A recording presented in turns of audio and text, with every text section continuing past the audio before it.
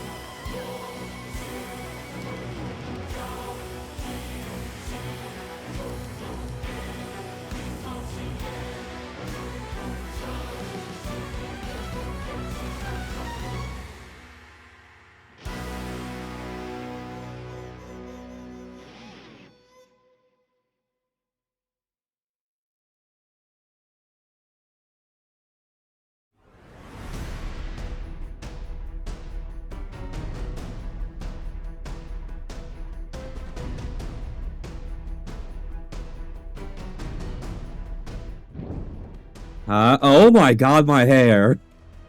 What the fuck, dude? Okay, that's strange. Jesus Christ. I had a haircut, obviously, before stream. I didn't think it was gonna be this wild still. Jesus Christ. Hi, Dina. How we doing? Oh my god. Jesus Christ. Again, she took off a little bit more than expected on the sides, but it's fine. It'll grow back soon enough. Oh my god. How are you guys liking the little bit of a change in vocal timbre as well?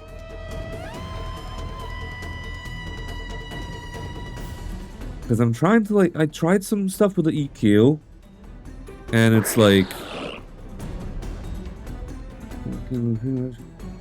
sounds slightly muffled? Does it?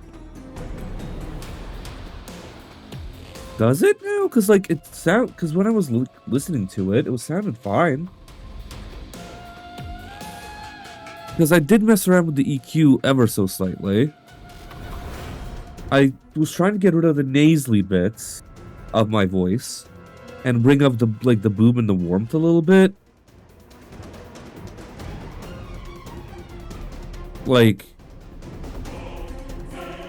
I don't know, dude. It feels like, because, like, I don't know. I don't like that my voice is, like, so nasally, but vaguely like you're talking while holding your nose. I mean, let me turn off the EQ and, like, let me turn off the EQ because I am like congested as well. How does this sound? I turned off the EQ because, like, I am really congested right now as well. Thank you for the heart. Like, I am congested right now as well. So, like, if I don't attempt to do anything with my voice, this is how I sound right now. Really? Really? Really? Wow, okay. Like, okay, maybe if I bring... That does not seem right. That does not work. Oh my god. Wow. Okay. Guess I'll just get rid of the EQ then, huh? Damn, alright. Yeah. Jesus. But yeah, I am very, like, nasally right now as well, because, like, my nose is, like, extremely congested right now. I don't know what it is. I don't know if it's, like, fucking, like, if it's the fucking pollen or some shit again, or, like, what, but, so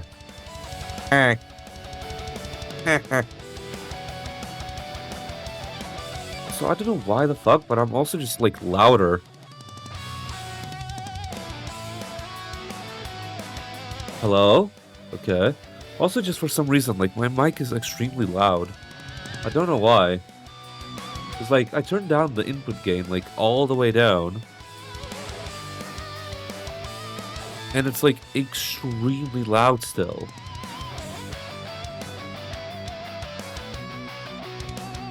Hold on, maybe I set the gain up somewhere in the fucking thing, too? Filters... No, it has a limiter. Let me see if it peaks without the limiter there. Hello? Okay, so it's not peaking at least. That's good at least. Yeah, but, like, I'm looking at the waveform of it, and it's like... it's gotten way louder. Because right now, because usually I have it at, like... I usually have the fucking mic here in terms of gain. But now...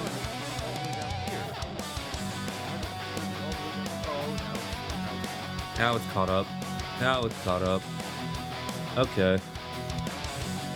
Okay. Now it's caught up.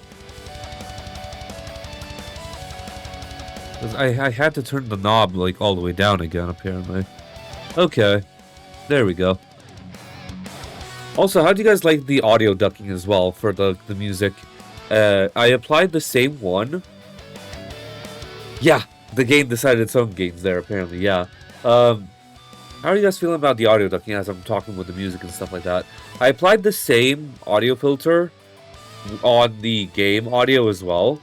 So, like, everything else will go down as I'm speaking louder as well.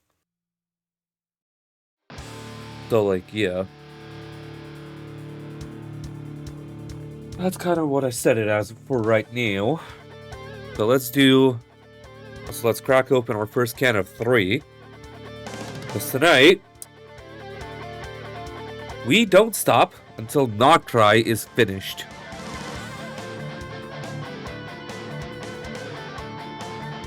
So, yeah, I have 3 cans of Mondstadt. So we do not stop until Not Cry is done, pretty much. So we have Paralogism, A Space and Time for You, and both the Archon quests as well. Have to take a bit to hear its effects fully. Yeah, gotcha. Good stuff then, alright. Let's see. Okay. Also, a couple of things. Episode 2 for public and episode 3 for subs is now out for Pokemon Unbound. 15 episodes that like Dan and I recorded. And all the episodes as well are scheduled. So you guys have a good freaking time. Hold on, let me check. Is it the Slugma episode? Is episode 3?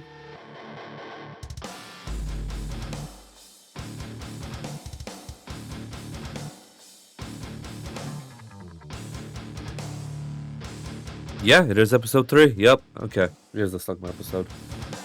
Alright. But yeah. I have a couple of things. But yeah, again, like we'll rock and roll and see what we can do. But does this sound better than before, by the way, for my mic, at least? Does this at least sound better? Because weirdly enough, it's without the audio. Like, it's without, like, most of the effects that I've had before. It's more raw, like, audio. Because I had an EQ, because right now on my shit, that's fair. I have, like, 3 sitting here, because again, yeah. Because on my wavelength right now, I have the noise removal, I have the gates, and I have voice focus. Okay. That's so strange, because I swear, the fucking, like... The EQ made it sound at least a little bit better. But y'all saying that it sounds like I was, like, holding my nose? I mean, yeah. Guess? But yeah. Alright, let's hop in then now. Because we got a lot to go through here. And as you can see, I'm bringing back promo as well. Hell yeah. Also, new widget. Added the follower goal. Hardly like holding your nose / slightly underwater. Yeah, that's fair. Yeah. That's fair. Alright. Let's mute the music here. I'll put game audio here. I'll put settings for stereo sound. Let's go with that.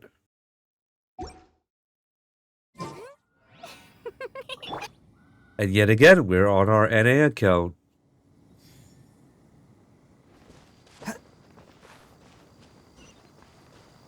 Yet again, we're on our NA account trying to do these quests and catch up, goddammit. Thank you for your birdage.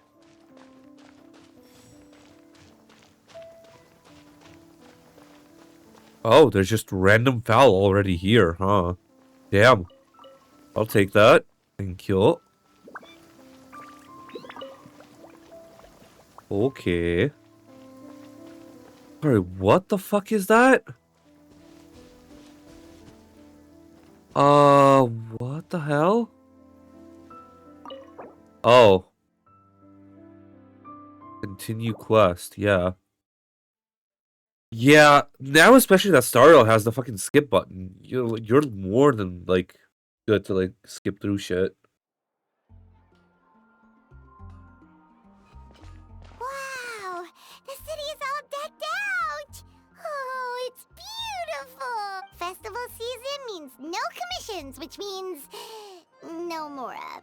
But Catherine's always looking out for us, so we should still drop by and say hello.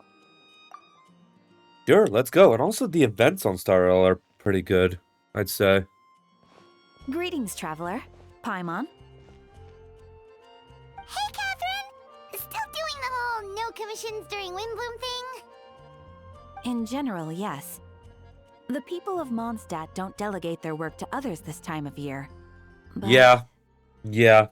As you should. But... feel free to take a look around. I think you'll pick up on something unusual. Take a look around, huh?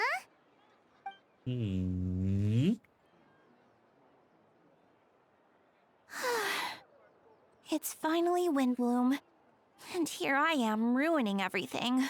You're a bit tired. Here I am ruining everything. Time. How about doing something fun tonight? We could take a stroll or go stargazing. Stargazing? Like we'll find a spot. You know people start reserving places on Starsnatch Cliff the moment the sun goes down. Whoa! Something's off with Beatrice. She would never give up a chance to talk to Quinn. This is weird.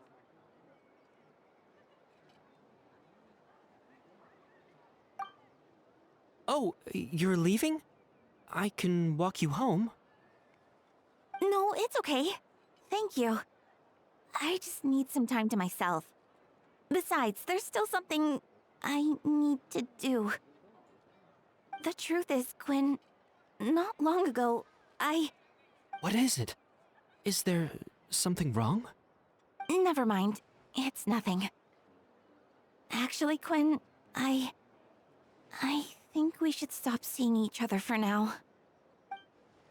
Huh? Wait, are you saying we can't be friends anymore? I thought we were best friends.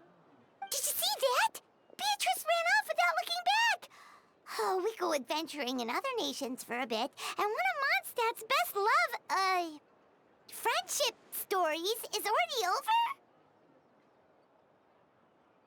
Maybe they're just working out the kinks. So, is this what you meant by unusual, Catherine? This is just one example. Beatrice has been feeling down for days. But that's not all. Oh, it's the honorary knight in Paimon. Damn, dude. Best of luck to you to find some cherry. You don't look so good. I know a knight should be stronger than this, but I haven't been feeling right lately. I just can't focus. I started sleepwalking out of nowhere.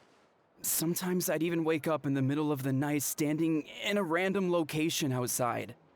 You should see a doctor. I did, but all the tests came back normal. The doctor said I'm fine. Yeah, I even consulted Miss Barbara at the church, but her conclusion was the same. In any case, she was kind enough to pray to Lord Barbados for me to get better. Is it because I saw something I wasn't meant to see? Sorry, this is for me to figure out. It is Windbloom after all. Anyway, I have patrol to finish. Until next time, you two.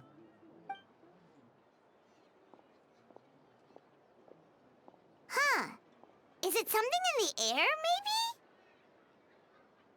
maybe? It appears Miss Donna is also out of sorts. Oh, where can I find a truly fascinating man? Wait, but Donna the one who has a huge crush on Diluc, right? That's what I thought too. But she seems to have changed her mind. Is that Captain Kaya? Huh. Now that I look at him, Huh. he's exactly my type. How come I never felt this way before? Aw, damn. No Kaya voice. Damn. That's a shame. Now you know we're in the fucking meat and potatoes of the fucking new quests. There's just nothing here for fucking... Nothing here voice-wise. I'm flattered, Miss Donna. Although, I do wonder whether that was intended for outside ears. Oh, no. Of course not. I'm sorry. Oh, no. Of course not. I'm sorry, Captain. Just pretend I didn't say anything. And, have a happy wind bloom. I intend to, my dear, but first a question, if you don't mind. Why the sudden change of heart? I was under the impression Master Diluc was the subject of your affections. Good question, Kaya. So, you knew about that? Well, Master Diluc came into the city not too long ago, but when I saw him, it was like the butterflies just weren't there anymore. If I had to compare it to something, it would be like waking up and realizing you're married to a man you don't love.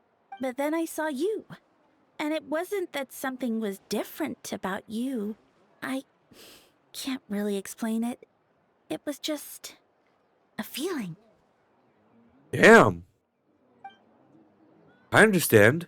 And I'm flattered I was able to bring back the butterflies, but I do need to see to some business, so I'll take my leave. Oh, here he comes. Well, surprised to see us?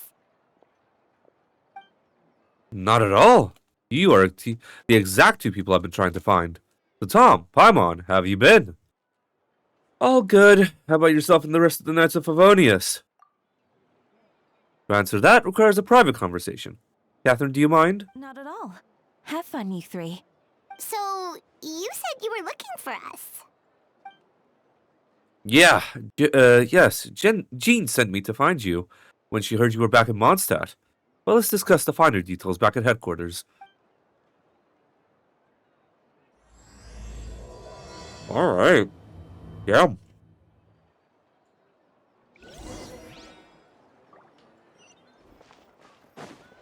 Ain't that some shit? Hopefully that helped as well with the, like, audio ducking, hopefully. Hopefully that sounded a bit better than before with the game noise being, like, stable, I guess. Like consistently low.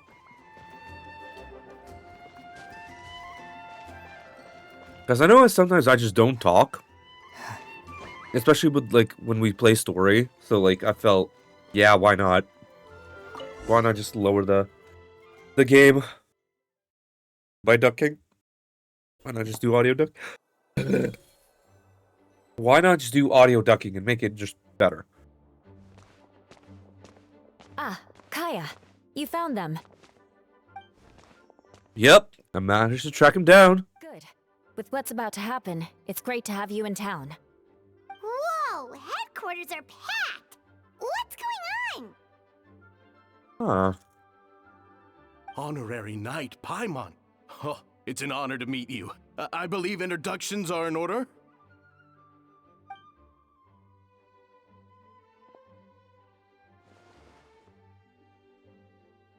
Allow me. You have note, Captain of the Second Company. Gyron, Captain of the Third Company. Eula, Captain of the Fourth Company. And me, of course, Captain of the Ninth Company. Oh, you're all captains? That's right. Master Jean is waiting for you inside. She'll explain everything.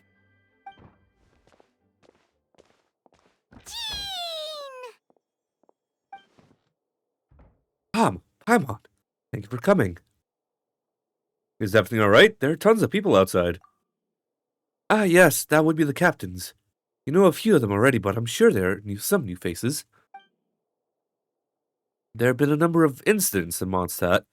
In order to wrap up the case, I gathered all the captains of the Knights of Favonius together to hold a trial. A trial? But this is Mondstadt, not Fontaine! I can understand the confusion. You've never participated in one of our trials before. In truth, we haven't had to conduct one in quite some time.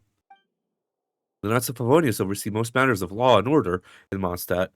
Of course, in the interest of fairness, major cases are tried jointly with the Church. Under the guidance of Barbados, the Knights upholds chivalrous justice in the spirit of our order, and our Church carries blessings and goodwill wherever the wind can reach. Today's case requires a joint trial by both parties. Which means it's a serious one. So, do you need our help? Hold on.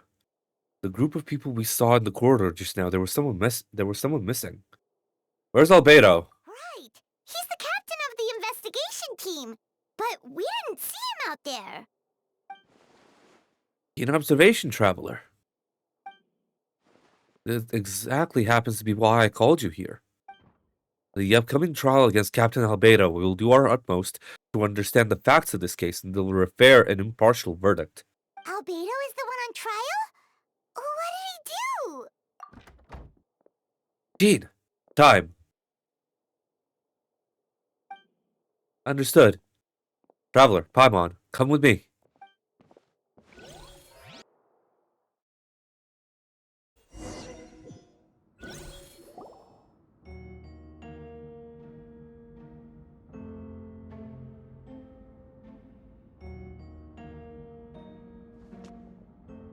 Please, sit wherever you like. I only ask that you remain calm, no matter what you hear. I need to head over there. Don't worry, the trial will be fair. Now that everyone is gathered, let us begin.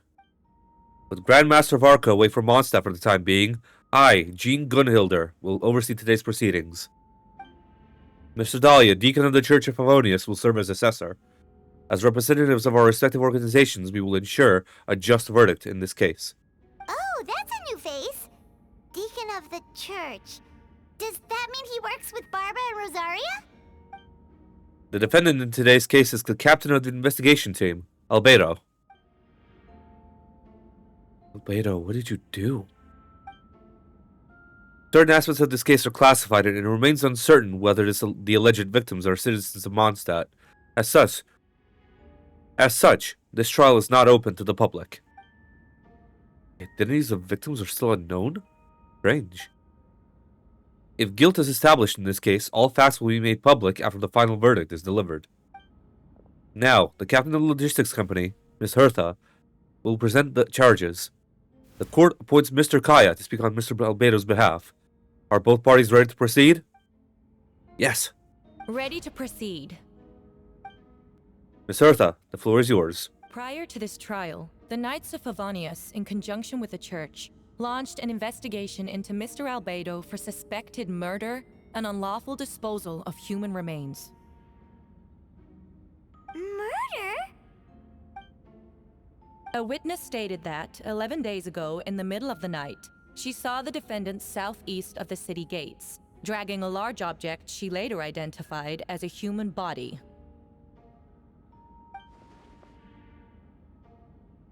No. There's no way! We now call that witness to the stand. Beatrice, please tell us what you saw. Beatrice, so is that why she was trying to tell Gwen earlier? Well, I was out late that night on business. And when I came back, I saw someone in the moonlight that looked like Mr. Albedo. He was dragging a huge bag of some kind. I thought it was strange, so I followed him. Then, there was a sudden flash of golden light. The bag opened, and inside there was a body. Mr. Albedo's vision allows him to manipulate the ground with ease. So he buried it, and then removed any traces on the ground. Before he left, it seemed like he looked in my direction. Maybe it was just my imagination, but I was terrified thinking he might kill me too. Luckily, he didn't see me. And now turn to the defendant. Describe your whereabouts that night. I was working in my office on the second floor at the Knights of Favonius headquarters. That's right. The next day, the defendant submitted his latest environmental report on the Dragonspine region. Considering the length of the text, it must have taken a considerable amount of time to finish. Can anyone attest to the fact that the defendant was working in his office that night? No. Then the length of the report is not a sufficient alibi. This isn't looking good. If the crime did occur as described, then what about the body? You mentioned the joint investigation. Well, was the body recovered? Not yet. In other words, you dug up the location Miss Beatrice described and found nothing. You don't find that suspicious? I know what I saw. I'm telling the truth, Miss Hertha, I swear. Also, didn't you say that speaking out would help protect the people of Mondstadt? Otherwise, I'd never put myself out here like this. Huh. You're doing the right thing. Besides, the investigation wasn't fruitless. A single men's shoe and a torn piece of fabric were found in the bushes near the crime scene. The same location the witness described. If no crime occurred, then is all this just a coincidence? And yet, no victim has been identified, correct? It's true. No one has been reported missing. However, Miss Beatrice harbors no ill will toward the defendant. Her testimony clearly points to a crime, and she has no reason to lie. Does the defendant wish to say anything in response? You may believe otherwise, Miss Hutter, but I did not kill a single person. As a knight and the captain of the investigation team, I have a duty to protect Mondstadt and its people. You accuse me of murder, but there's no body or motive. The defendant raises an important point. Motive. Yet, I must be frank, not all murders are premeditated. Spontaneous conflict can also have unforeseen consequences. Nevertheless, I don't intend to prosecute this case on circumstantial evidence alone. Which brings me to the second charge against Mr. Albedo. Second charge? Please proceed. 7 days ago, at dawn, a witness saw the defendant dispose of the body of an adult male in the area between Dragonspine and Dawn Winery. I now call the second witness to the stand. Wait, that's... Diluk Ragenvinder. Please tell the court what you saw. At around 3:40 in the morning, I saw Mr. Albedo dispose of a body beneath a cliff. It was dark, but he used the power of Geo to illuminate his surroundings. From what I could tell, I looked at the body of an adult male, tall and thin, but I couldn't make out the age. He buried the body underneath the cliff and smoothed out the ground to remove any traces. We now have accounts from two separate witnesses that describe the same modus operandi. Would you call that a coincidence? I would only inquire as to what Mr. Diluk was doing in that area so early in the morning. Not the most opportune time for a stroll. Is there such a thing? Dawn Winery is my home. It's not unusual for me to take walks in the area. I just happened to be in the right place at the right time. That's all. Master Diluk is a well-respected figure in Mondstadt. I see no reason for him to frame Mr. Albedo, yet the question remains. Where are the bodies? Before you suggest a lack of evidence, Mr. Kaya, you should know. After the defendant left that morning, the witness found this where the body was buried. And this is? What looks like teeth and a femur of a human. Now it does beg the question. If the burial was fresh, why is this all the remains of the body? But I suppose Mr. Albedo is the only one who can answer that. Careful now, Mr. D-Luke. Careful now, Master D-Luke. I do believe I hear a presumption of guilt in there somewhere. These remains suggest an accelerated rate of decomposition. Considering the defendant's profession, there's reason to suspect that alchemy is at play here. Both witnesses saw golden light, a known byproduct of alchemy. That's how the defendant destroyed the bodies. The light also explains how the witnesses were able to get a clear view of the events in the dark.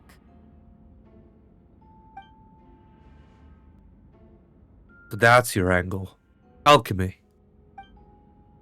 A logical assessment, but we have a witness of our own. In the afternoon before the alleged second murder, Mr. Albedo had a lengthy intellectual exchange with his student, Sucrose.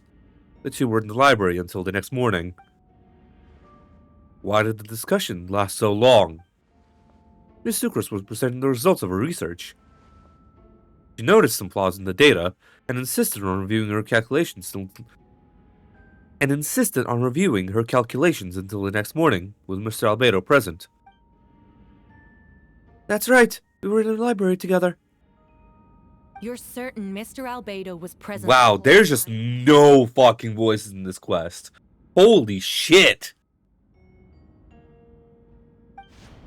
Yes, and I know Mr. Albedo would never kill someone. He could never be that cruel. Nevertheless, the other witnesses have no reason to lie. Tell me, Miss Sucrose, that meeting in the library, were you awake the whole time? Sounds like a considerable duration to go without sleep. Oh, I do hope you can be truthful with us. It concerns the safety of countless Mondstadt citizens. A crime like this cannot go unpunished. I'll take it from here. During our meeting, Sucrose did fall asleep not long after midnight. Alright, Sucrose, you don't have to lie for me. This is a sacred place of judgment. The truth is paramount. Albedo. I see.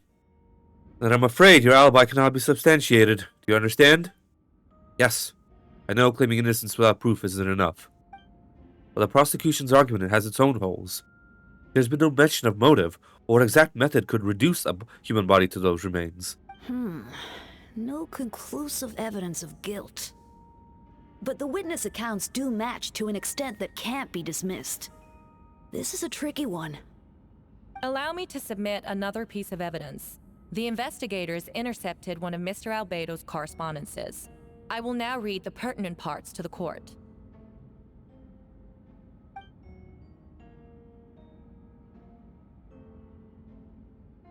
Correspondence?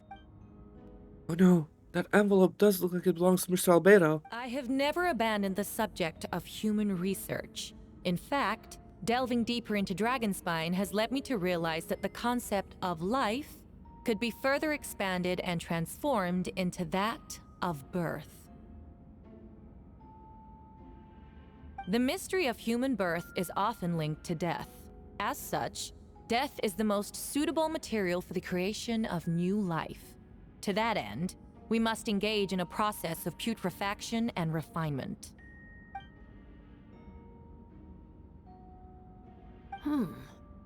Is that in reference to an alchemical process? The letter continues.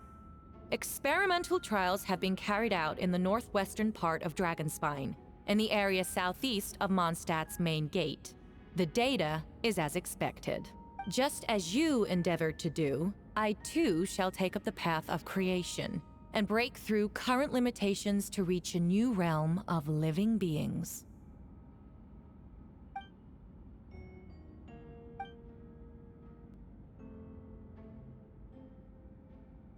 I trust the investigators have confirmed this to be the defendant's handwriting, and that the letter makes more than a passing mention of putrefaction and refinement. Correct. Not to mention, the locations indicated in the letter match both crime scenes. What more can we trust than the defendant's own words? No, it can't be true. I can't believe it. A guilty verdict cannot be delivered without sufficient evidence. In order to protect all parties involved, that is what our principles demand. My original assessment was that we lacked said evidence, but now, it seems the only remaining questions are the identities of the victims, and the specific alchemical process used in this case. Huh. Then we are in agreement. The evidence is conclusive. On the charges of murder and unlawful disposal of human remains, the court finds the defendant guilty. The people in attendance appear shocked. No one can believe a kind and well-mannered person like Albedo could commit such a crime. Jean stipulates that those unsatisfied with the verdict will have time to submit an objection or appeal, but most appear hopeless in this moment. As you watch Albedo being taken back to headquarters, you get a strange feeling that something hidden is about to come to light. It all comes back to the letter. Figures that you and Albedo know all too well, but the people of Mondstadt have yet to discover. Why would Albedo do something like that? Oh, this has to be a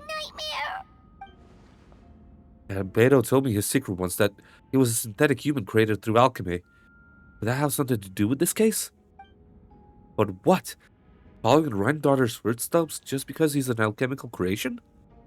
That would only make him more suspicious. Oh my god. Well, this took a turn for the worse. Rosaria! Oh, when did you get here? I've been here the whole time. I happen to have a message to pass along. For us? Yes, you're needed at Star Snatch Cliff. He's waiting for you there. Who is he? You'll know when you get there. Go on now. Time is like the wind. It waits for no one. Damn. Are we dealing with a fucking double Albedo situation here again? Because I really don't think it's gonna be... Begin reviewing. Shadow amidst snowstorms. Indeed. Yup. I love this artwork, though. Like, my goodness.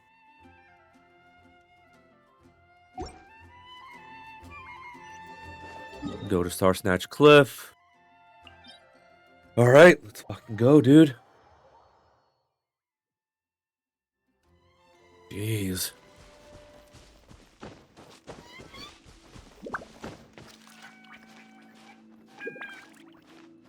Excuse me. Goodness.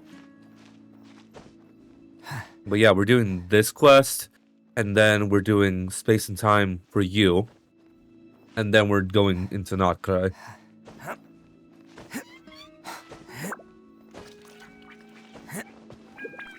Okay. Oh my god, there was a wind tunnel right there. Why the hell did I do that?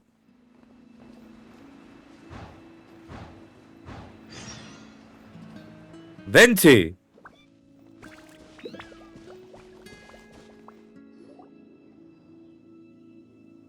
Traveler, Paimon!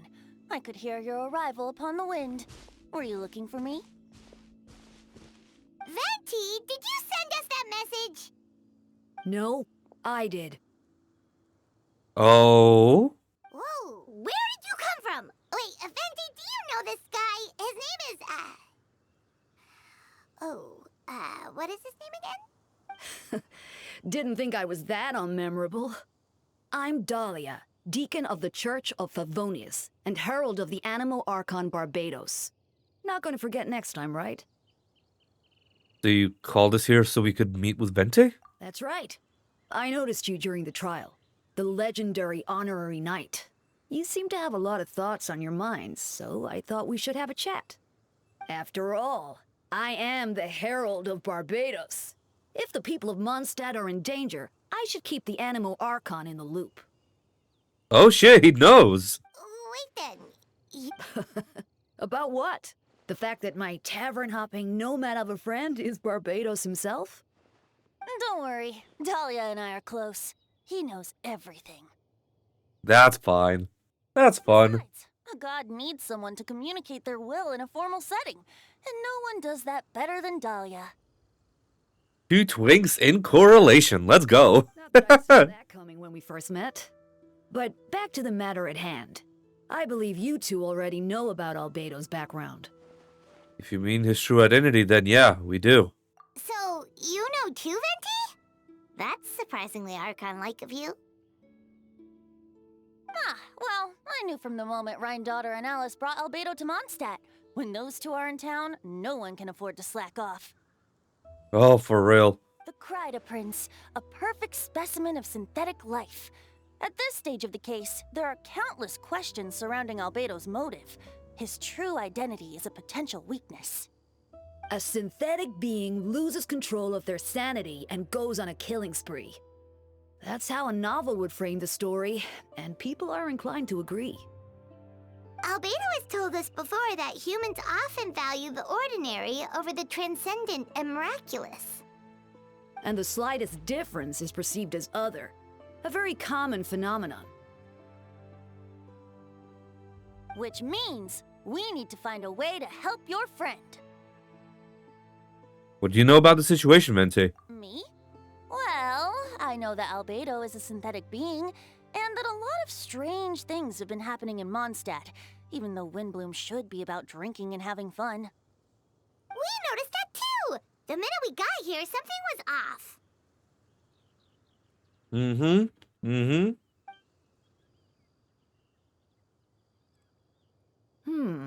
I've picked up on most of those too. Miles is out of sorts. Beatrice seems anxious. Although I didn't know Donna stopped being interested in Master Diluc. When no love remains for the songs to tell, the world becomes naught but an empty shell. Cruel is said fate, cruel it may be, were it not for a hero who could set us all free. What are you getting at, Tone Deaf Bard? Oh, just making a comment. There are always unavoidable trials in life. At least, that's what Barbados would say. A certain someone is going to need to overcome a trial like that. In such cases, even the Seven know better than to tamper with fate. If only there was a brave soul willing to aid their friend in his time of need. Should he meet a terrible fate, all of Mondstadt could be worse for it. If you wanted our help, you could have just asked, you know. Well, even if Albedo wasn't at the center of this case, protecting Mondstadt is part of being an honorary knight, right? You'll still have help, of course, which is why I prepared a little surprise. Behold! Ooh! Paimon remembers that Jumpy Dumpty! Nice. Don't worry, I removed the fuse, so it's not going to explode. Say hello to the Dodo communication device. So, this thing belongs to you now? We're old pals. Don't think she'd care if I borrowed it for a few days. Anyway, this invention, with a little help from a trick of mine, will allow us to keep in touch. Just take it out and we can chat. We'll do our best to uncover the truth. That's all I ask. No matter what comes, you have the wind on your side. Hell yeah.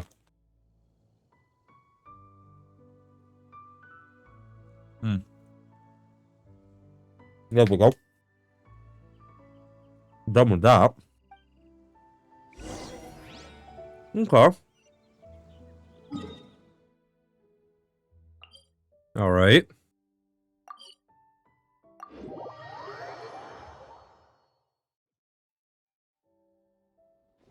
And the headquarters being right there. You can go right back to the story mode.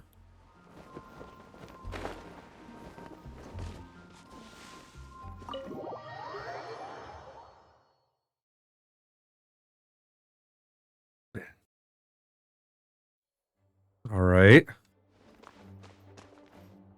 I did put this on, like, special focus experience as well, which is nice.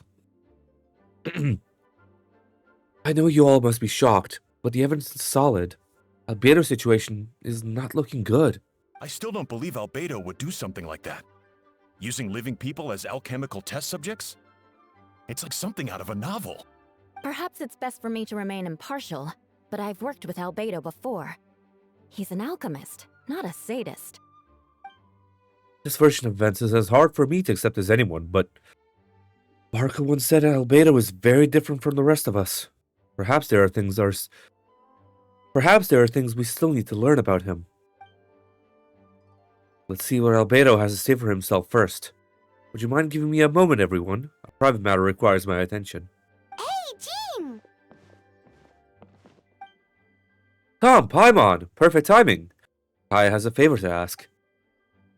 Like Jean said after the verdict, we have time to submit an appeal, and I will do my utmost to convince Albedo to accept.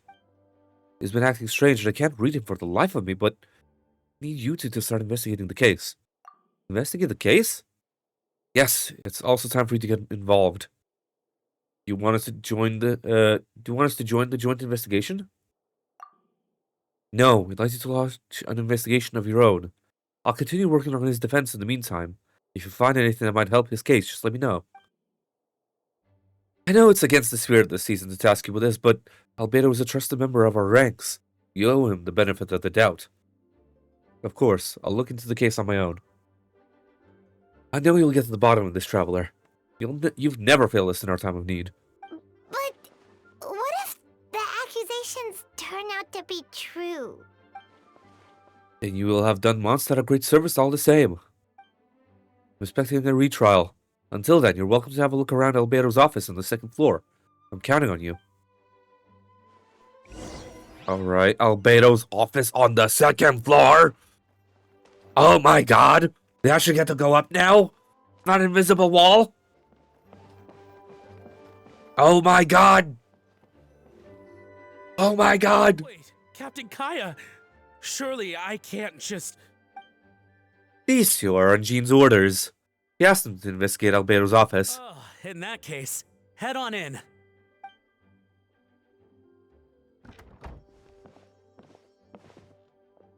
So this is Albedo's office. Pretty much exactly how Paimon pictured it. Alright, I have some work of my own, so I'll leave you to it. Good luck, you two. Right back at ya.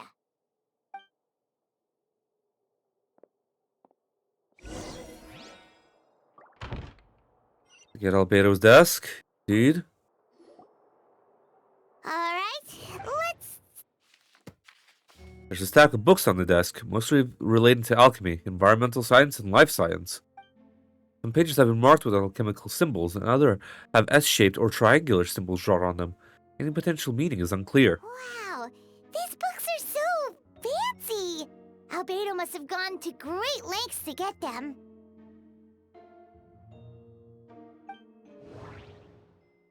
Investigate underneath the book. After moving the book, the desk looks almost empty. Your hand slip while moving the book, causing the hardcover book to strike the desk. The resulting noise is a bit unusual. Subtle, but to an experienced adventurer, it sounds too hollow. Almost like there's a compartment within the desk. Wait, it looks like there's a hidden compartment under the desk. There does appear to be a compartment added to the side of the desk. It was very well hidden. The lock mechanism is complex and seems to involve elemental power in some way. Perhaps you could try using the power of Geo? The hidden compartment opens. Inside lies a piece of paper with more information. Festering is also a manifestation of rot. When festering forces and a sufficient amount of life energy collide, the two will repel each other, triggering a powerful side effect. When I tested this in an alchemical experiment, the results of the refinement were startling. Breaking through the shackles of life. Simulation of the Blank Project. I must take advantage of this opportunity. The name of the project is blotted out in ink. What could it be? The note mentioned festering forces, which suggests that Dragonspine could be evolved somehow. This has something to do with the creating synthetic life. Did Albedo go that far? For one of his experiments? No, that can't be. Amid the notes is a map with a few markings on it. 2 of the marked locations correspond to the crime scenes, and the 3rd appears to be in Dragonspine. Yeah, alright. Okay. The hard pill to swallow, but if the results of the joint investigation are correct, there could be a body hidden in the last location. Or at the very least, what remains of one. Huh. What does this mean? Oh, do you think something might also be buried at the last location? Alright, that seems to be it for this place. We should go tell Jean what we found. How about we investigate a little bit more? Oh, well, no, never mind. Doroko. Oh, investigation going? Find anything? Oh, we found stuff, all right. Stuff that only makes Albedo look even more suspicious. I see. So, Albedo's researching something that doesn't help his case, huh? You share what you learned with Venti. Not promising. We should be grateful Albedo's true identity remains hidden. If it gets out that he's one of Rhindaughter's creations, there'd be no separating him from her past. As we both know, Rhindaughter's approach to alchemy and ethics was pure madness, and the evidence you just found, let's just say it could convince even those closest to him of his guilt. Perhaps even you. I don't think the handwriting was faked. And the notes also sounded like him. Then it comes down to trust. Do you trust Albedo? Don't know, but I want to. Yeah, he's our friend. We should keep the faith. And if he really is the culprit, he must have had a reason. Maybe he's just not allowed to talk about it. Yeah, that must be it. Either way, a fair investigation means coming to a conclusion presented by the facts. Does that mean that even Venti no longer believes in him? Remaining objective has its own value. Remember, none of this is your fault. Just report back with an honest assessment of the facts. Yeah. Well, let's go find Jean and tell her what we learned. What? Hey! That's Miles. What's he doing? Oh, sorry. I heard voices and wasn't sure if I should check who was inside. It's okay. We're here on Jean's orders. Ah, I see. I'll, leave you to it. Hold on. You didn't hear what we were... Oh, not really.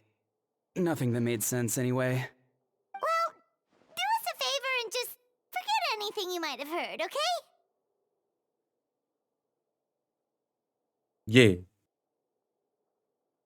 Oh, sure. That map Huh. we found in the hidden compartment seems important. We should check out the marked locations. Right, okay. So first of all, let's investigate a little bit further in. Alright, let's see what we can find. The box on the desk. Lockbox sits on the desk. The latch bears a sign of wear, suggesting the importance of whatever lies within. The box likely remained locked most of the time. But now, the lid remains wide open, as if the owner was forced to leave it in a hurry and didn't have time to lock it.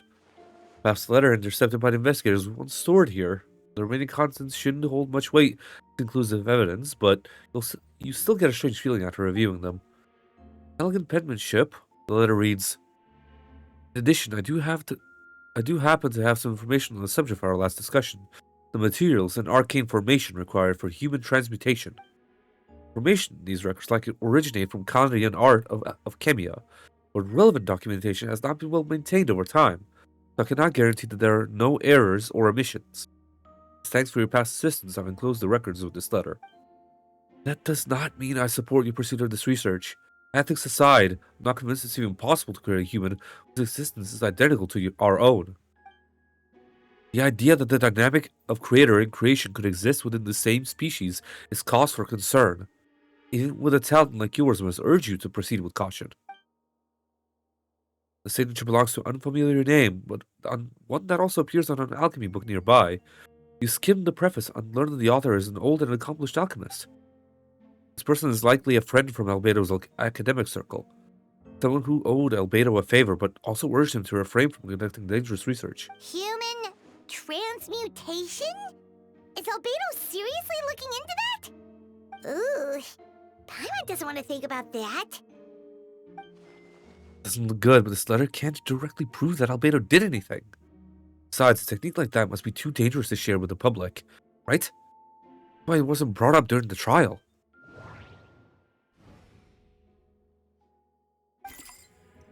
There's a test tube on the shelf with some black powder residue on the bottom.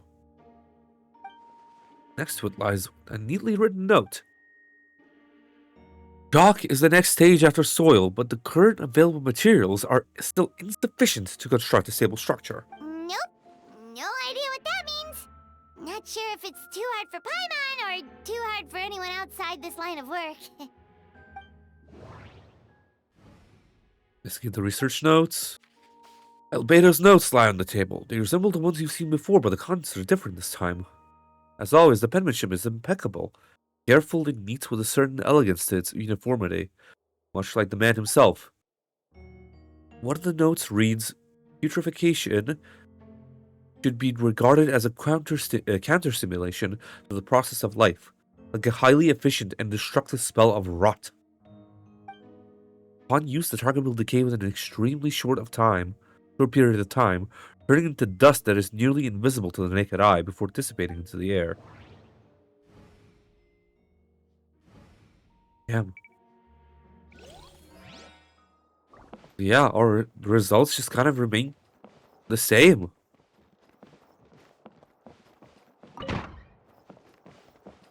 Alright. So now we have 3rd floor locked to us now. So eventually we'll get to see Varka's office. I hope.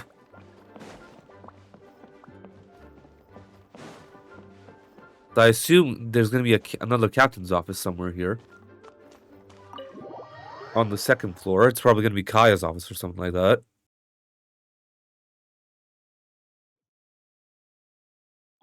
Alright, marked location. Let's head to Dragon Spine then. Think we're gonna find the body, chat. Alright, it's time for a snowball fight. You're never gonna win, though.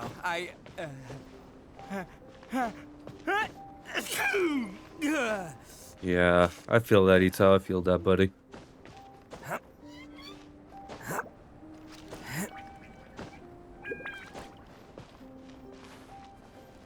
God damn it, really?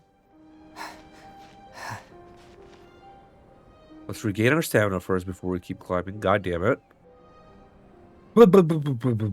Okay. Yeah, but this seems very interesting. Like, it's such a shame that, like, so much of this quest is just, like, not voiced. Because, like, it's messing with, like, pottery and stuff as well, technically, with the process of chemia, the process of, like, alchemy, human transmutation. Like, how the fuck are you gonna do that?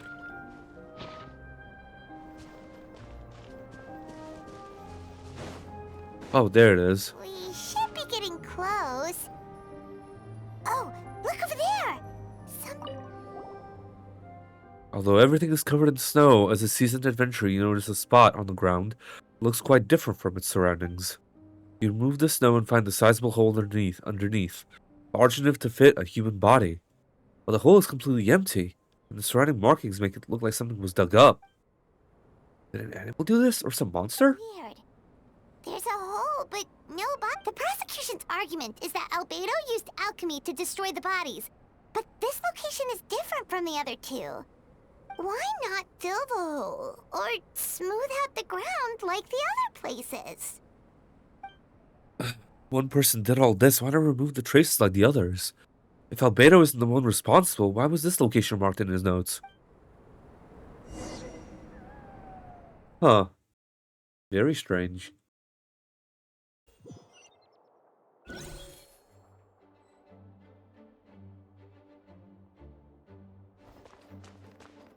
Hey, Jean!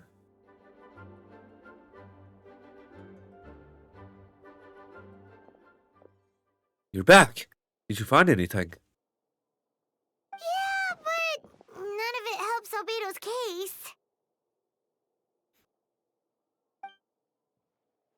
You tell Jean about your findings from Albedo's office. I see. A complicated result, but your efforts are appreciated. Did Albedo submit an appeal? Yes, he asked for a retrial.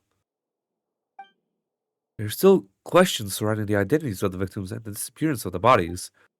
The minimal remains that were uncovered have been sent for a forensic analysis, which should provide some answers, but What's wrong? if the victims turn out to be Mondstadt citizens, the situation becomes all the more serious. All the more serious. Second trial would likely have to be open to the public. And I doubt public sentiment will be allowed. Wow, I am really tripping over my words today. I doubt public sentiment will be in Albedo's favor. Yeah, not when the charges are so serious. Hmm. The second trial is set to take place in 2 days. I would consider attending this one as well. Of course, we'll be there. In the meantime, we should all just stay positive. As much as we can. Well said. When the time comes, I'll carry out my duty to the best of my ability.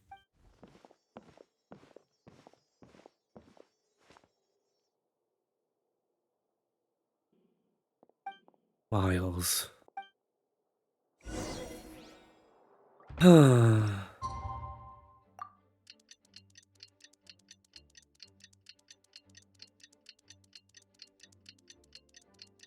Yeah, I'm not sure. I really don't think that it was 100% Albedo's doing.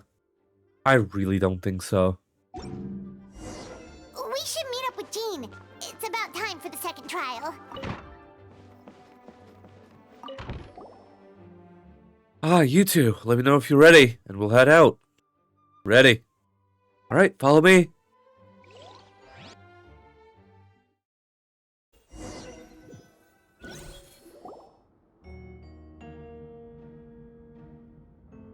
Ladies and gentlemen, we now convene for the second trial against Mr. Albedo. I, Jean Gunhilder, will once again oversee the proceedings.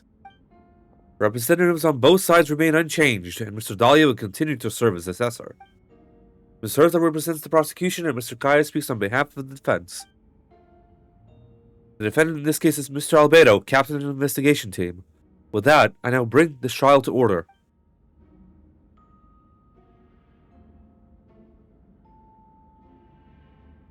Ms. Hertha, have the investigators made any new discoveries? Yes. We sent the teeth and the femur bone found at the scene to the church's medical office, and were able to conclude that these are, in fact, human remains. In addition, the investigators were able to identify several Mondstadt citizens who appear to have been missing for quite some time. Forensic analysis of the remains allowed us to pinpoint the age and gender of the deceased. Interestingly, one of the missing individuals matches that profile to a T. The medical office couldn't spare the personnel, so Miss Rosaria is here to present the results to the court. Hanselman, male, 46 years old. Marital status, single. Occupation, hunter. Consistent with the conclusion in the last trial, his disappearance went unreported, likely due to his lack of relatives. In addition, medical records show that he sustained a mechanism-related injury to his leg 3 years ago. The damage on the femur bone Mr. Deluke found is consistent with such an injury. Therefore, we can conclude that one of the victims in this case is Hanselman. A specialized technique was likely used to accelerate the rate of decomposition. Is it reasonable to assume this technique to be alchemical in nature? Alchemical or magical, both are possible. Thank you for your testimony. The identity of one of the victims is now confirmed. But what about the defendant's motive?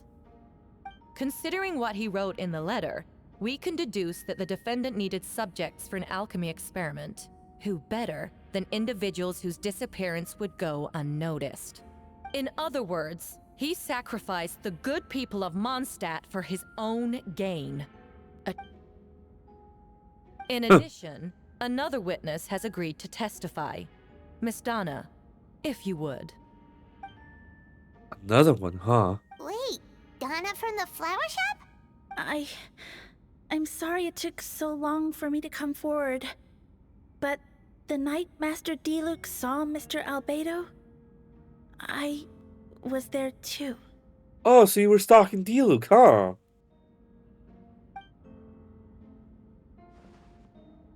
I was camping with a friend and we decided to stop near Dragonspine. I couldn't really get comfortable that night, so around dawn, I decided to go for a walk. And that's when I saw Master Deluke. I thought it might be nice to, chat. So I headed in his direction and then I saw it. Someone at the bottom of the cliff was getting rid of a body. I was terrified the person might see me. Even after I fled, I couldn't shake that fear. and I started to wish I never had a crush on Master Diluc in the first place. If I hadn't wanted to talk to him, I would never have been in that situation. Well, I didn't want to come forward because I was scared. But Miss Hertha convinced me it was the right thing to do. I'm sorry it took me so long. I see. Just stepping forward was brave enough, Miss Donna. The court thanks you for your courage and commitment to justice. Yes. Thank you. The two witnesses corroborate the same sequence of events. That just leaves the question of how the defendant disposed of the bodies. I believe the answer lies in the alchemical technique mentioned in the letter. The defendant is the most accomplished alchemist in Mondstadt. He has the skill, no question. The special investigator also uncovered some relevant evidence on that subject. I will now present it to the court. Wait, does she mean... Evidence we found in Albedo's office. The following are pieces of evidence uncovered in Mr. Albedo's office, the most important of which is this map. This map was found with the defendant's notes. The markings correspond with the description in the letter and the locations of the crime scenes. Does this map belong to you? Yes. Were you the one who marked these locations? Yes. You do realize that's basically an admission of guilt, don't you? The evidence against you is nearly insurmountable. Since you uncovered that compartment, I might as well expound on the matter. We have witnesses and physical evidence. What could you possibly say in your defense? But I always have. I never killed a single person. Ugh, you have some nerve. Saying that when the evidence is stacked against you? Miss Hertha, you've presented a meticulous, convincing case, I'll give you that. But I will not admit to something I didn't do. So, what? You're just going to bombard the court with excuses? That's a rather dismissive way to refer to an innocent man speaking in his own defense. Besides, I'm not making excuses. I'm exercising patience. That won't make the charges against you disappear, Mr. Albedo. Perhaps not, but the patience comes with its own reward. It's easy for things to remain buried in snow until someone comes along and brushes it away. It seems serious, but I'm dazed. Does that mean you really didn't do anything untoward? I should brushing off the snow. Is that supposed to be a hint? If it was a hint, then it must have been something to do with Dragonspine. Which reminds me of one of the locations marked on the map we found was in Dragonspine, wasn't it? Tom, you were the one who uncovered the notes, right? And I'm assuming you visited the third location marked on the map as well. Can you tell us what you found? Now you're heading an honest account of the scene you found on Dragonspine. Whatever was kept in the hole was gone, and the surrounding area bore the markings of an unknown creature. With everything covered in snow, no one knew there was something to discover in the first place. Then, there must also have been a body. Think about this. What clues am I missing? The first marked location is near Mondstadt. Beatrice saw Albedo use alchemy to dig a hole and bury a body there. A single men's shoe and a torn piece of fabric found in the bushes nearby. Taken together, this evidence seems to suggest that Albedo killed someone and concealed the body. The second marked location is between Dragonspine and Dawn Winery, where Diluc saw Albedo bury the body of an adult male. Diluc described the nearly same events as Beatrice. There's no reason for them to collude against Albedo, so their testimony should be trustworthy. Diluc found teeth and a femur bone at the scene, and Donna confirmed his version of events because she was also there that night. The two should have no reason to set Albedo up. Despite her crush, Donna wouldn't lie about something like that just to get Diluc's attention. I mentioned Donna has been acting strange since before the trial.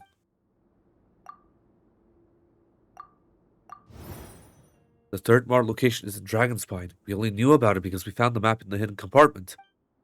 During our investigation, Paimon and I discovered a hole beneath the snow, big enough to hide a human body. There were also claw marks around the outside. There was no body or any remains whatsoever.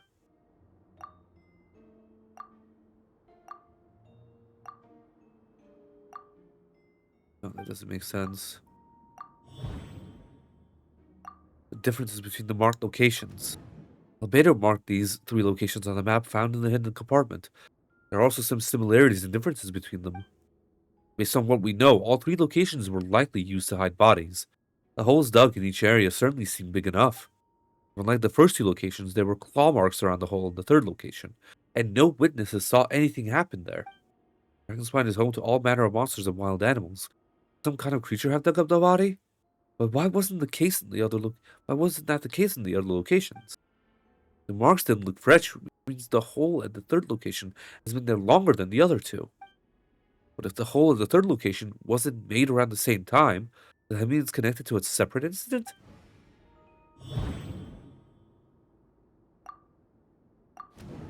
Dragonspine has a frigid climate and is covered in snow all year round. Even so, it's home to various monsters and creatures that can withstand the cold.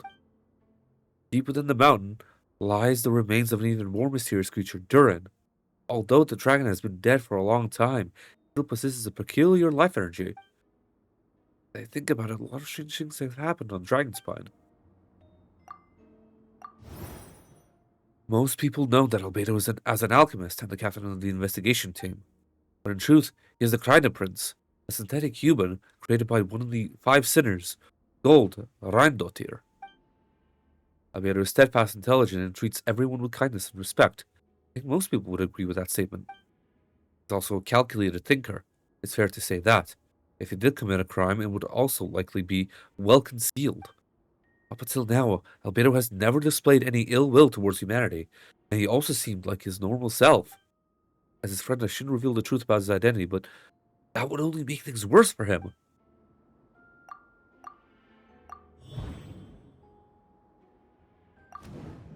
I forgot. Clown and I once encountered someone on Dragonspine who looked exactly like Albedo, but we weren't the only ones. Wait a second, someone looks exactly like him.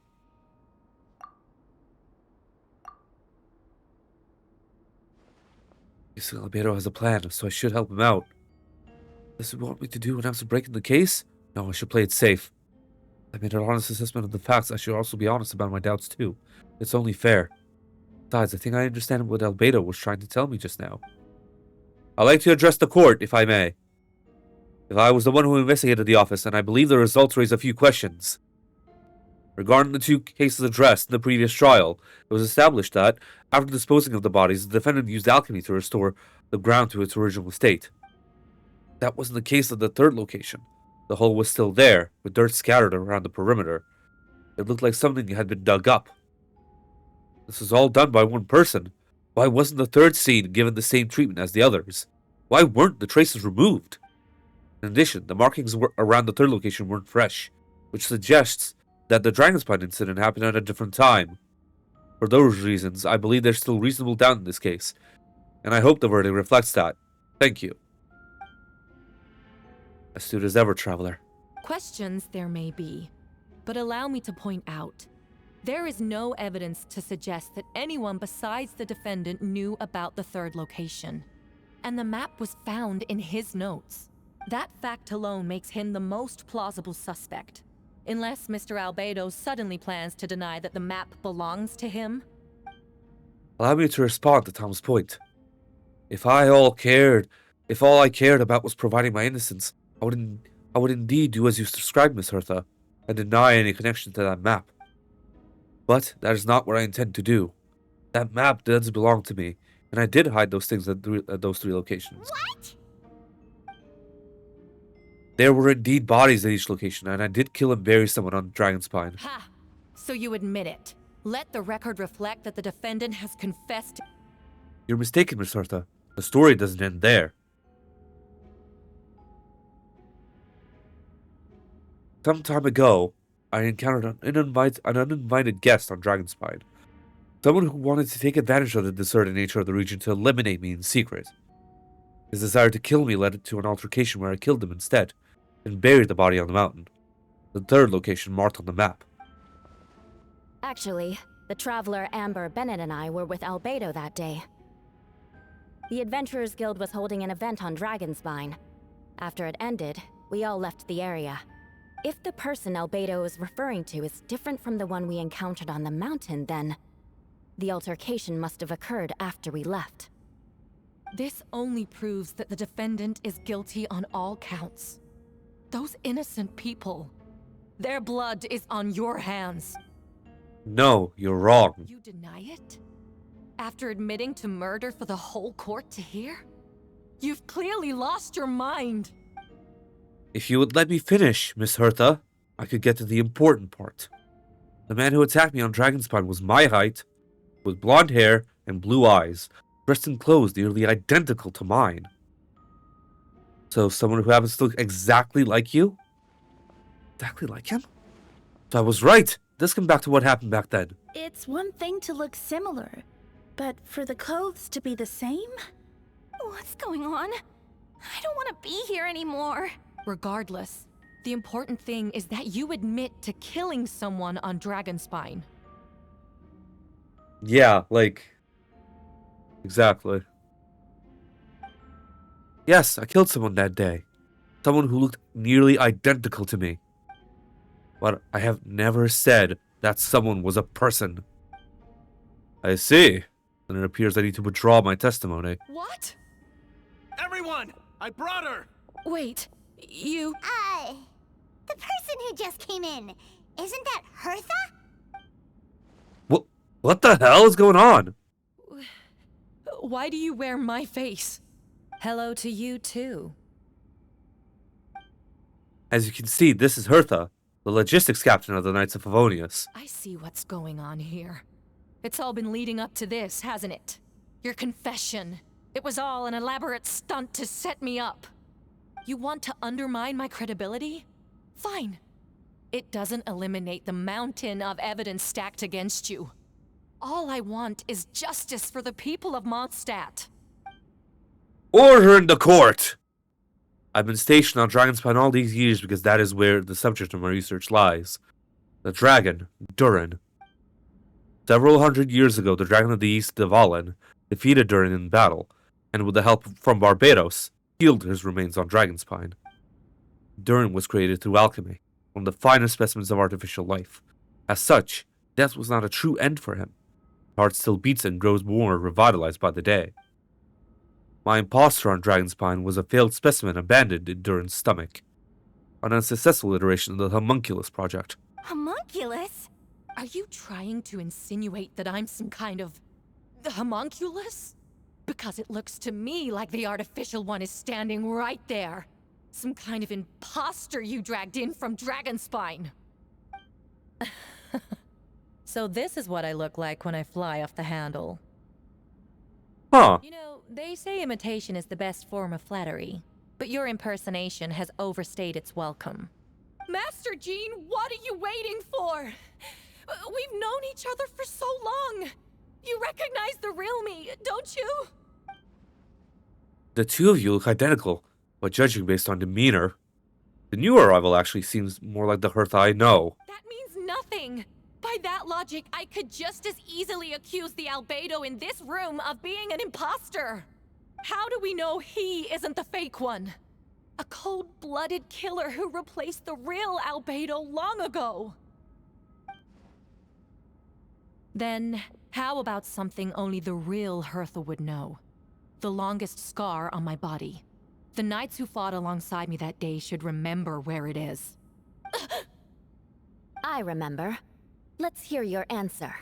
I'd like to hear Miles' answer first. Huh? You don't know? Or you don't remember?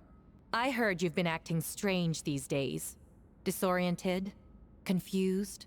You were closer to me than anyone during that battle. And yet you don't remember a thing. Wait, that's right! There's two doppelgangers! I completely forgot! Because, like, there's two doppelgangers from Dragonspine. Because if you don't remember, there was the fucking Whopper flower that was like the Whopper flower fucker that was like contorting in the image of Albedo, and there was that other Albedo that survived in that cliff. So there were 3 Albedos to begin with, and 2 of them were shapeshifters. Because obviously our real Albedo is the one on the podium. And, oh my god, that's right. No, my head. It hurts. The scar is right here. Why the nerves? Can't imagine this comes as a surprise. Unless your informant in the Knights of Favonius failed to mention the scar on Hertha's left arm. Albedo has done a lot of research into beings like you. If you deny it, then show us your arm. No need to panic. You can just add it now. You excel at changing your appearance, don't you? Or I should say, all spawn of Durin's life force have that ability. Powerful life force. An appearance you can change at will. Yet, here you stand, formless one, paralyzed to act. Because you're worried using that power could affect your accomplices. Accomplices, then Miles must be one of them. There are others, too. Most of the beings under the influence of Durin's life force have gathered here, and yet, their presence is what impedes her form from taking action. Once you attempt to transform, all who surround you will be affected by your power. You can't control it because in this network of living beings, you serve as the core. Show us your arm. Ugh! Have it your way! Whoa! Yo! Come on, let's go. Whoa! Hey, they're shielding the imposter! Trying to get away, stop her! Don't let anyone stand in your way! Others trying to get in. Must be more people under her control. Time to get moving, everyone! Whoa! She just leaped across the room! After her! Damn! Apparently a big kind of swarm. Time. All units, move out! Third company! Keep on the imposter's tail! We finally have a chance to talk, but before I explain the events of the past few days, I'd like to make a few things clear. First, I never killed any of my fellow citizens, and I never used human remains as a part of an alchemical experiment. Second, the events of the past few days were all part of a plan. Most of the members of our order were in on it. As for the witnesses, Master Luke picked up on the situation long before today's proceedings. Wow, that's quite an involved plan. Indeed, follow me.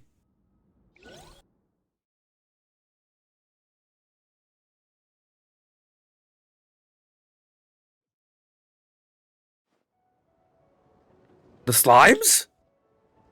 Pillaturals and miniaturals? How are there monsters in the city? They're all monsters from Dragonspine. An attack is imminent, but fear not. We've been preparing for this. We've been monitoring the resurgence of Durin's life force. Its festering nature agitated these monsters. We knew it was only a matter of time before they advanced on Mondstadt. And so we made preparations for an inevitable battle. I was hoping you two could join me and provide assistance in the battle to come. Of course. Where's our first stop? The top of the city wall.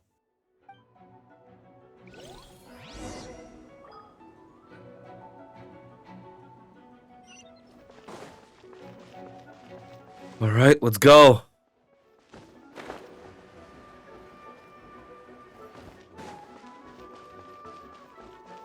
Provide mobile support. Haha. Yeah. An absolute fucking festering swarm.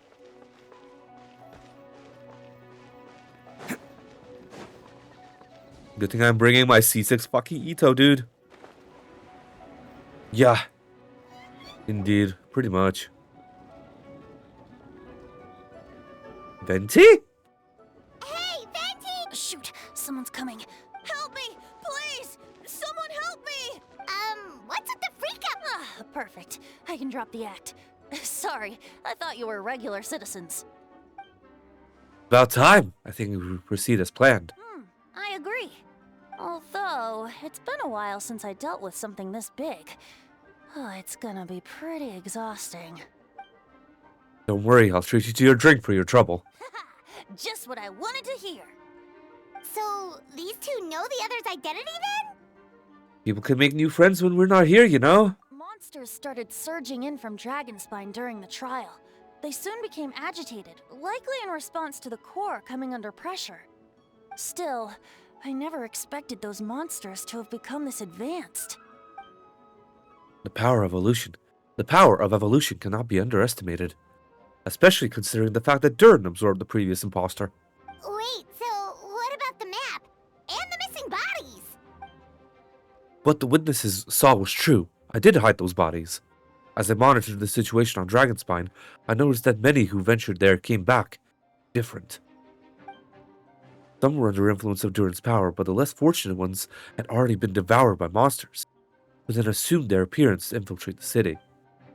Most of those who were replaced had no close relatives, so when their behavior changed, there was no one to notice.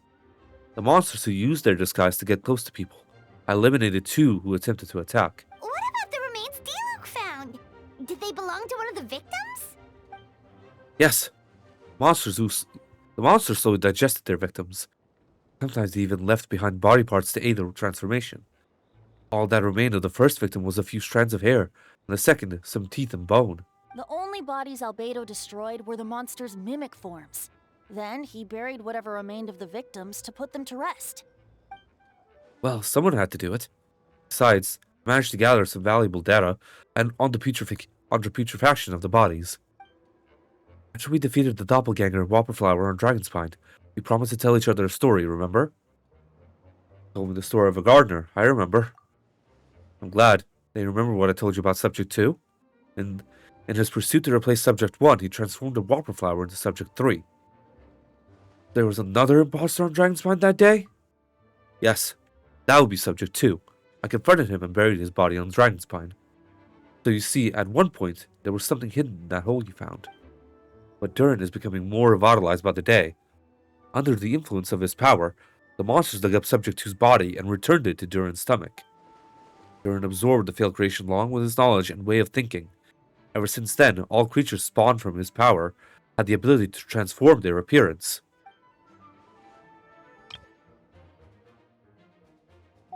Humans who venture into Dragonspine for too long are also bound to fall into Durin's influence. But those effects don't show themselves right away, and the extent to which a person has been affected is hard to perceive. You saw it for yourself, didn't you? All the people acting strange? Those are the same people who just tried to break into the Knights of Favonius headquarters. Durin's power remained dormant within them until, finally, it surged to the surface and seized control. That was also our goal. We could force a situation where the imposter had no choice but to unleash that power. All those under its influence would become violent. Thus, we would know who was affected. Wait, so what do? We can't go around hurting innocent people. That's why I'm here. It would make me look bad if I just lazed around after promising to help. We will use the power of Animo to restrain them for now. That should give the knights the chance to subdue them without harm. A specialized team will deal with them later.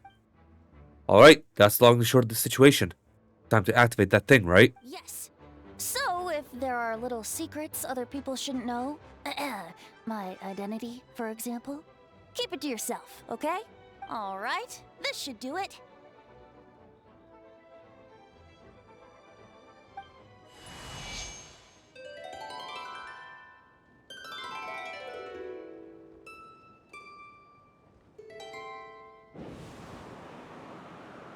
The wind currents?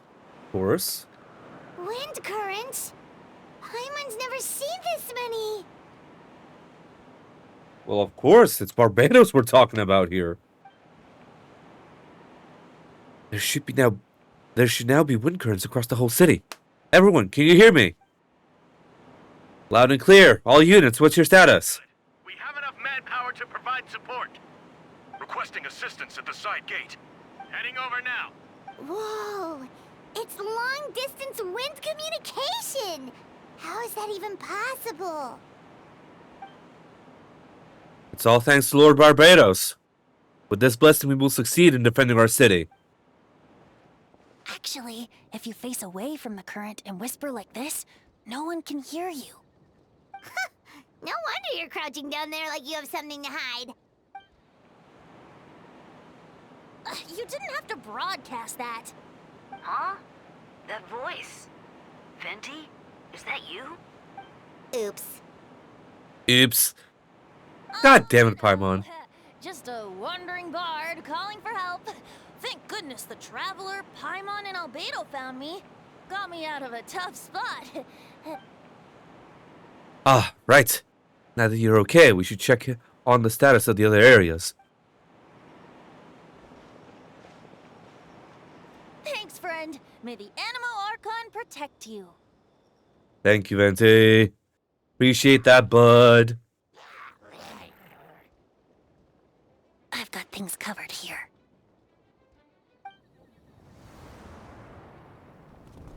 Hell yeah. Sucrose at the crafting table? Hell yeah. High up front.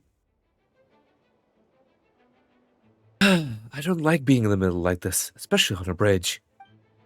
Oh, look who it is. Urgh.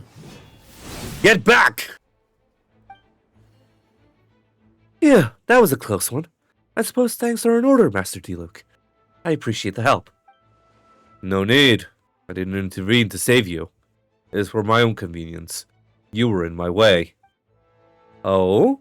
Well, let me get out of your hair then. I suppose we could work together. But you would just melt my ice anyway. Suit yourself. Alright, tell me. When did you notice something was off? The first trial. Ah, because of the fake Hertha? No, because of you. Me? What did I do? My defense wasn't passionate enough? No, you weren't nervous enough. Tell me that, Master Diluc. When do you think I actually get nervous? I suppose we'll see, won't we? Monsters incoming! On second thought, best to not think about it. My boy! Time for retribution! My boy, Diluc, my baby boy! Will be frozen in time. Without the skin too, though, which kind of sucks, but hey, it's fine.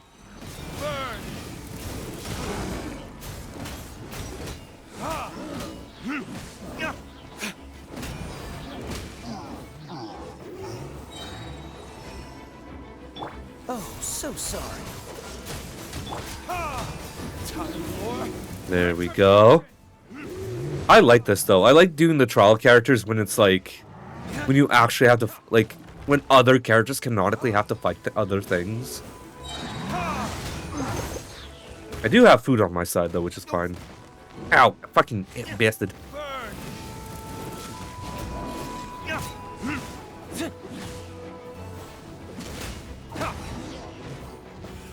The hunger of many. Ooh.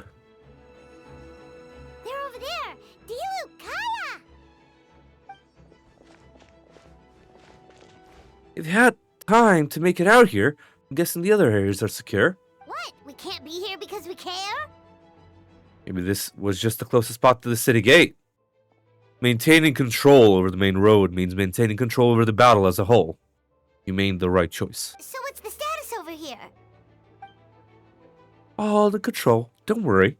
My trusted civilian volunteer and I have this area covered. I think you mean the man who held the city of the... I think you mean the man who held the title of cavalry captain before you. We don't have to bring that up. Well, keep up the good work. We'll go check on the status of the other locations. Good luck. Oh, and I wanted to thank you for what you said in court.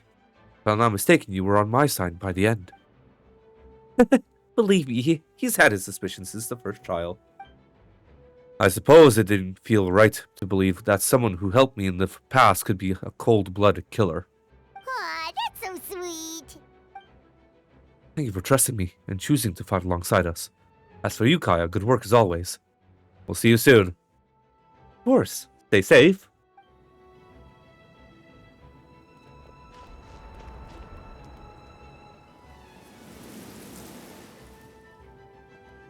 Official coming in to help. Clutch. Hell yeah. Alright. Battle's going great. Rosaria and Barbara. Okay.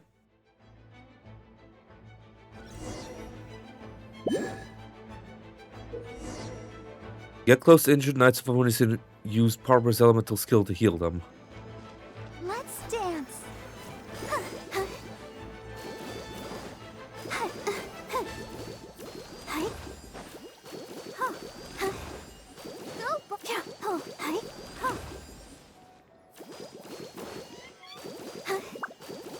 How could it have... Oh, auto.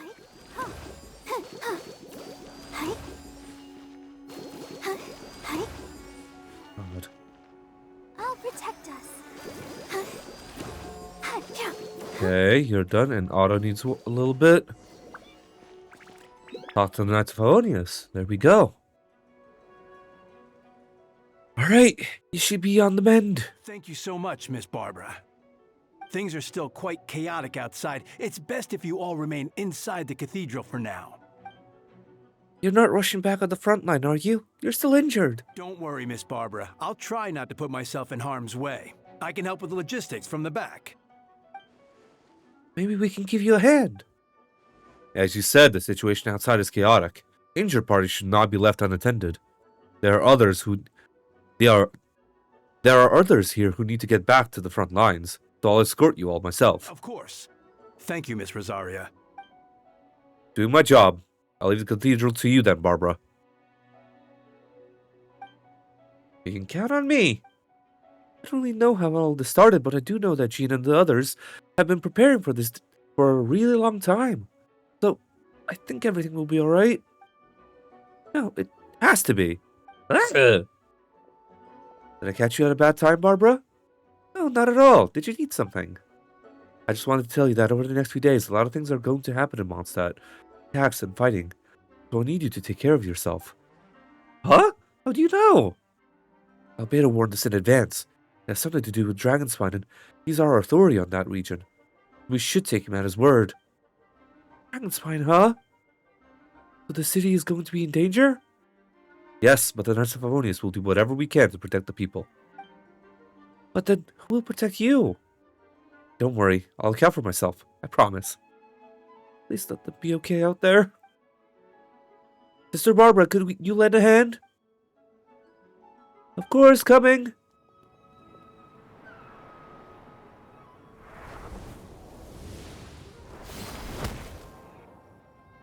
Noel coming in clutch, hell yeah. Bennett coming in to save the day. Of course, of course. Amber scouting shit out. They're here! Prepare for battle! On guard, everyone! Incoming monsters at 11 o'clock! Oh, this fucking dweeb. Looks like we got 25 Hilichurls, 2 Blazing Axe Minichurls, and a bunch of different slimes. Prepare elemental countermeasures! Roger that. Are we back to fighting as Deal Kikaya? God damn it! No! I want to play as fucking Amber. Or Mika. Neutralizing threats!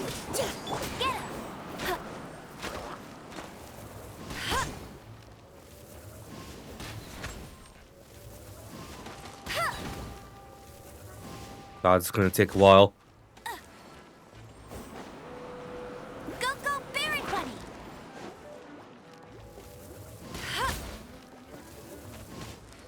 Fucking. Providing cover fire! Yeah! There we go. Oh boy. Okay. Hey! Hey!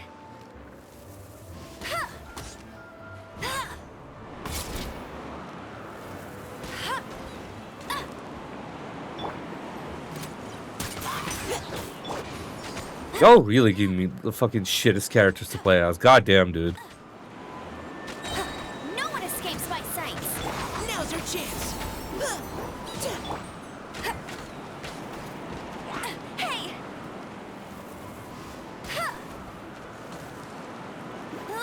Get him! I just realized the fucking Knights of Aonius don't really have a shielder, don't they? Damn. Because the only, like, shielder that I know of is, like, only shielder that I know of in Mondstadt is Diona. Hertha! Ah, jeez, your voice scared me just now. What? Still caught up in the imposter incident? I thought you knew about the plan. Well, after you up and disappeared one day, all Master Jean told me was that you'd be gone for a while on an important mission, and that it'd be better if people thought you were dead. And then, what do you know? Someone who looks exactly like you appears out of nowhere 2 days later. If Master Jean hadn't told me about your mission, I would have fallen for it hook, line, and sinker. Yeah, that's quite a... Yeah, that's quite a scary thought. Get chills just thinking about it. Monster replacing someone close to you, and you're none the wiser. Don't worry, once this is over, these monsters won't be a threat to us again. Albedo, are you okay? The trial wasn't too hard on you, was it? I'm sorry I couldn't be there. I was so worried. Same here. I thought it was all real at one point. I was in complete shock. So you didn't know Amber? Then it seems Eula did an excellent job at keeping the situation under wraps. And no need to worry, you two. I'm in no worse for wear. That sounds like Eula, alright. She's an impenetrable wall, that one. Thank you, Dina. Appreciate it. You're not getting a secret out of her. Wee-woos. Yeah, for sure. She's someone you can really count on. Wait, so how did you decide Hertha should disappear again? After all this fighting, I can't seem to get it straight. It was Kaya's suggestion. He said the plan would work best with someone well-known and reputable without being too high-profile. Naturally, Miss Hertha was the perfect choice. We needed to leave a hole in our organization, so she came up with the idea that she would disappear. Ah, so that explains the rumor that someone had fallen during a mission. Of course, it didn't take long for that to get resolved. No, because the imposter fell right into our trap. It was all part of the plan. First, we spread the rumor that Hertha was missing in action after some kind of incident.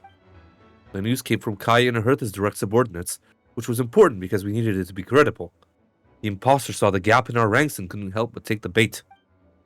It didn't take long for the fake Hertha to appear on the night's patrol route, claiming to have survived her mission. When did that happen? Over 6 months ago.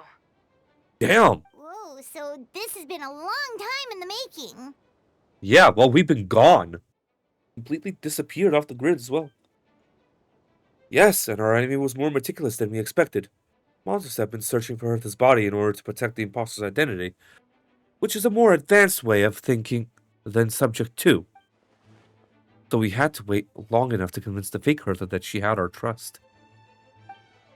Furthermore, we needed to give her time to gather evidence against me and convince herself she had enough to strike. But how did the Knight's internal information even reach Durin and his monsters? There's an informant among our ranks. Miles. Don't worry, Barbados already tracked her down. He doesn't have his blessing, so she can't hear what we're talking about right now. Honestly, this whole situation almost gave Paimon a heart attack. All those awful accusations in the first trial, and you couldn't even defend yourself! Exactly. It was to be expected. I just couldn't reveal the truth. It had to be at the right moment, or it would have given the imposter even more fuel against me. It would have demanded to know how I knew about Dragonspine and the monsters in disguise. And if my true identity got out, the public's trust in me would have been gone. It was a trap, you see. Argue back, expose my origins, or keep my mouth shut and be seen as a murderer. Credit where credit is due was well thought out. Yeah, thank goodness we were able to back her into a corner. Indeed. I have you to thank for that, Traveler.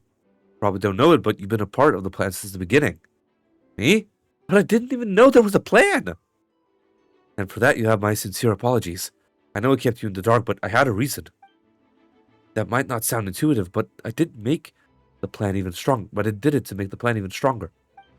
From the beginning, I knew I had to leave the letters in my office for a fair and independent reader to discover. Someone willing to seek the truth. Naturally, I thought of you. I knew you'd return for Windbloom. I knew you would argue to attend the trial. And I knew your sense of responsibility and justice as an honorary knight would compel you to start your own investigation. The fake Hertha, Subject 2, has met you on Dragonspine before. If she thought even you had lost faith in me, her confidence might get the best of her. The perfect time for us to strike. Albedo's right. You were part of our plan from the start. I hope you don't take offense at our decision to keep that from you. And please don't be too hard on Albedo. He was just doing his best to look out for Mondstadt. Enough people were involved in the plan as it was. We had no other choice. The Honorary Knight and Paimon will always be friends of Mondstadt. We will never forget that. Aw, that means a lot. In that case, thank you for thinking of me. It was an honor to take part. It is us who should be thanking you, Honorary Knight. Wait, was that you just now? Let's go to the side gate to check it out. Oh god, so many places!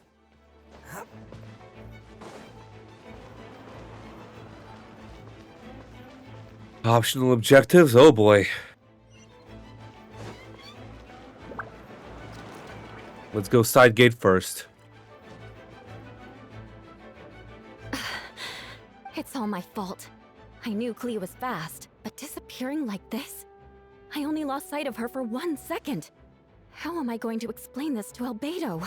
Explain what? Oh no!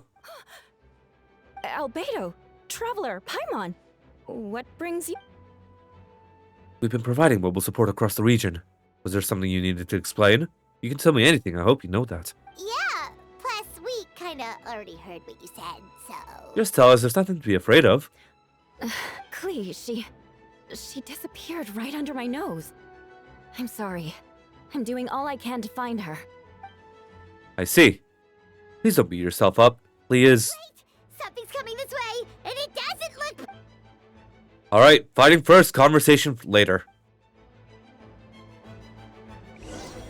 She was right next to me, and the next thing I knew, she ran off somewhere. I swear I only lost sight of her for a second.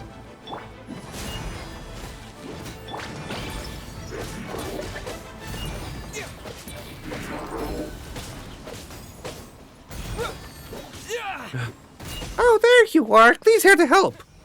See? Kids are fast on their feet. Those bombs. I see what you mean. She was not to be underestimated. Dumpty Dumpty, go!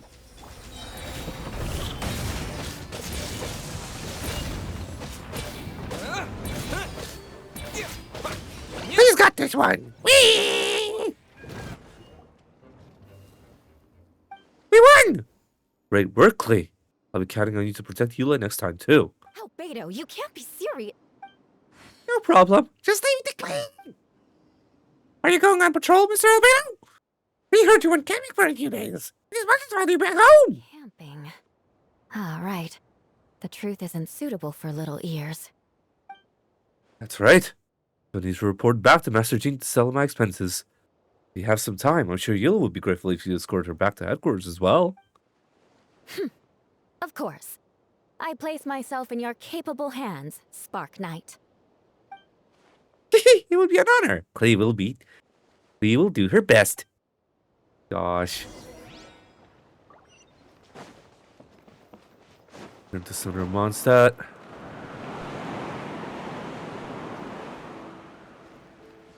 Hoy.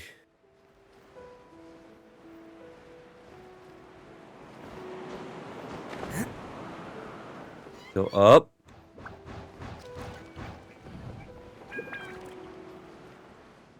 Ah, I see Jean's right there as well. Ah!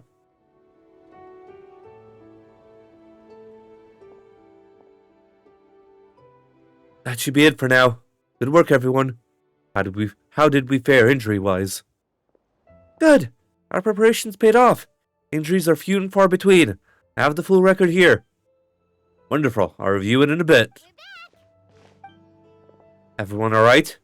Amber? Yep, right as rain. We're back. Thank goodness Eula saved the whole way.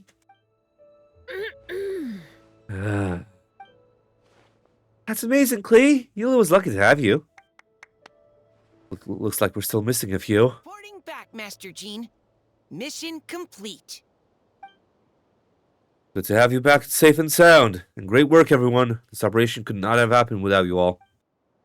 Your leadership is what made it possible, Master Jean. It's been a busy few days. Take a well-deserved break. I will, but I believe you deserve one most of all. My work isn't finished, I'm afraid. I have a few loose ends to tie up. Loose ends? Ah, yes, of course. We'll talk about it back at headquarters. Tom and Paimon should be there too. I feel like it's Eula. Eula's way too emotional right now. I don't know why, but, like, my brain thinks it's Eula. Alright, everyone who has finished their work should head back to the headquarters or to the church to get some rest. Want to come with us, Klee? We can drink some tea and eat some freshly baked moon pies. Yeah. I have a feeling it's Eula. She's way too emotional for this. Hi, everyone.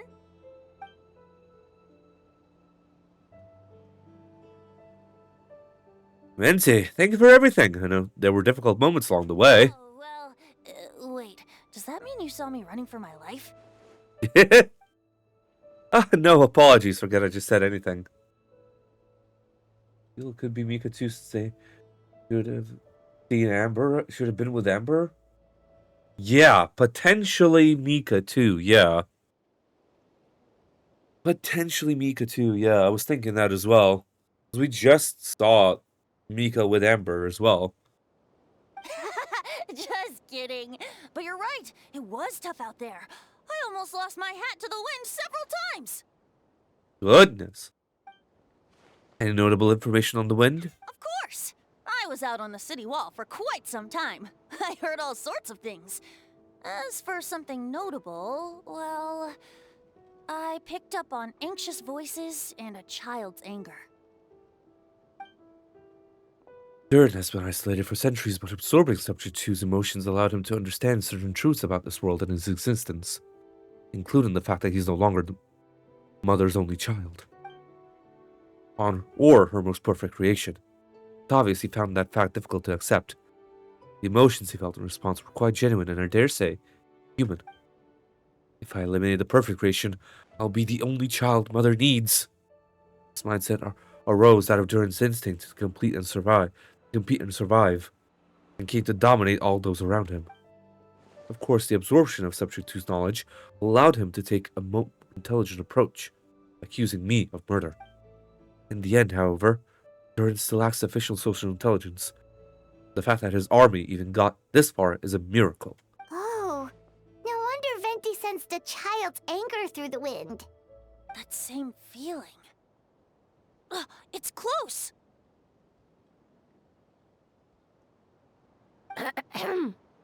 Phonia? Another night? Ah, Miss Phonia. Here to make your report? Nothing much to report, actually. Is that so? You were talking about your transfer to during the battle, we were talking about your transfer to the 7th Company. You were in charge of patrols and post-battle reconnaissance this time. How did everything go? Good. No problems. Indeed. I see. If you don't mind me asking, why did you come from that direction? And why are you alone? Did you think we were still meeting at the side gate? There was a change of plans. Sent a message over the wind in the last few minutes of the battle. There were a lot of changes during the operation, but I imagine you missed those as well.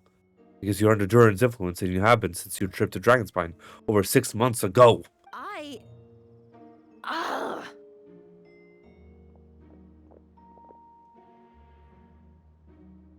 Damn. Yep, indeed, here's the imposter.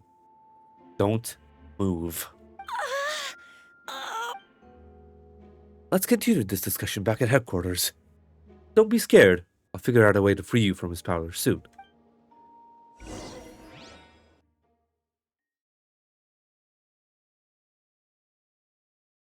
Damn. Makes sense why it would be like kind of an NPC as well. Alright, talk to Jean again.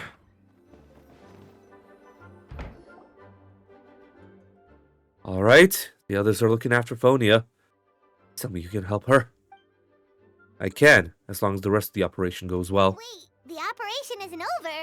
What do we do now? What happens next is more of a personal project. I'll consult with Venti about the possibility of calling a tripartite conference. Ah yes, That's a relatively new tradition. Grandmaster Varka came up with the idea a few years ago. I still remember when he approached me about asking the lovely ladies of the Hexen Circle for a small favor. The chumminess caught me off guard. If I hadn't known any different, I'd have thought he was talking about his older sisters or something.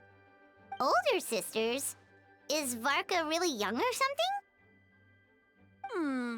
I wouldn't exactly call him young, but he's not old either. The type to crack a joke at every opportunity. To wherever age that is. Indeed. Anyway, the Tripartite Conference is a gathering of 3 parties.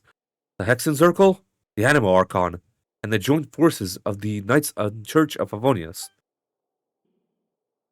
Lord Barbados was able to officiate a meeting between Varka and the mages.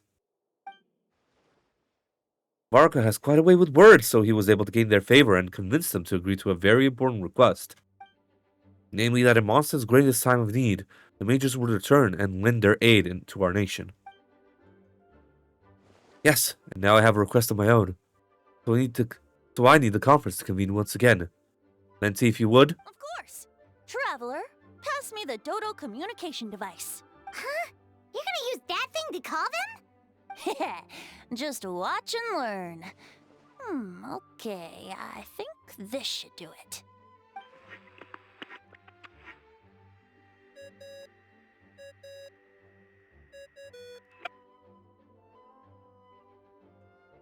One second, just getting rid of some shenanigans.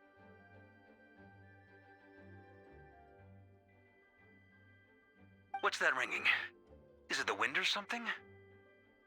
Hold on, that's not the right voice. Wait. Barbados? Varka? Grandmaster? Oops, wrong contact. Sorry, Varka, you're probably busy right now.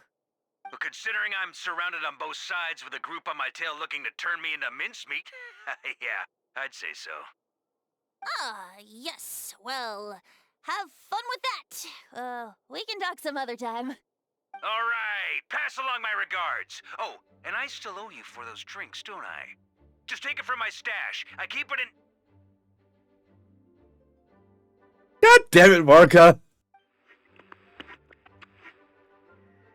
Jesus Christ. Hey! He was just about to tell us where to find his secret stash! Don't tell me he hid it beneath the great tree of Windrise. That seems like a bit much.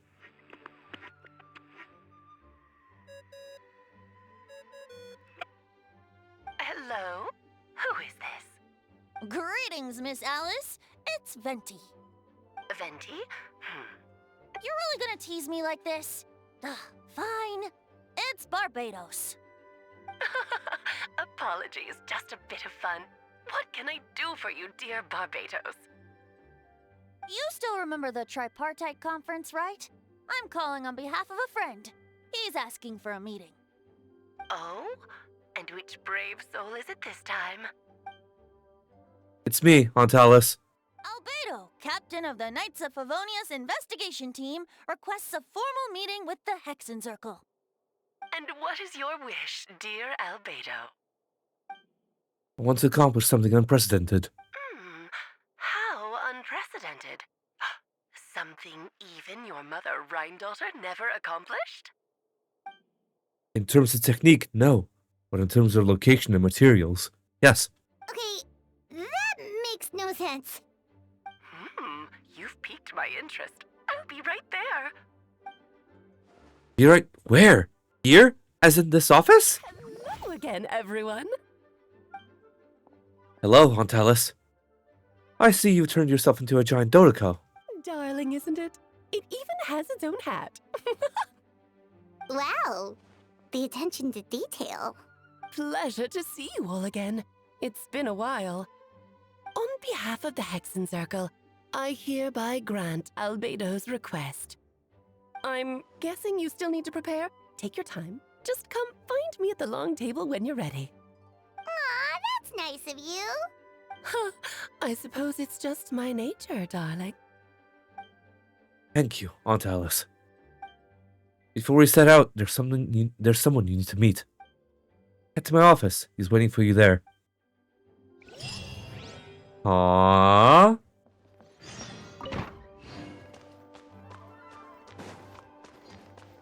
Focus experience mode, the gardener. Hey, have you ever wondered why Albedo always keeps his office closed? I'm on bets there's a secret snack stash hidden around here some. Durin? Hey, not so loud! Mini Durin? What are you doing here? Well, actually, I've been kind of helping you guys in secret the whole time. I tried tapping Paimon on the shoulder during the battle, but you flew out way too fast. You were there? Yeah, I've been in Mondstadt for a few days now, but I kept myself out of sight. Thought people might be scared of me. Oh, don't worry. We aren't scared of you. Thanks! So, what brings you here? Oh, is it Windbloom? There are a ton of fun games this time of year. Did sneak off to the festival for a bit. Even though I couldn't play the games because of all the people, I still had a lot of fun. That's not why I'm here. Albedo and I made a promise to accomplish something great together. What do you mean? I'm gonna replace the Durin on Dragonspine.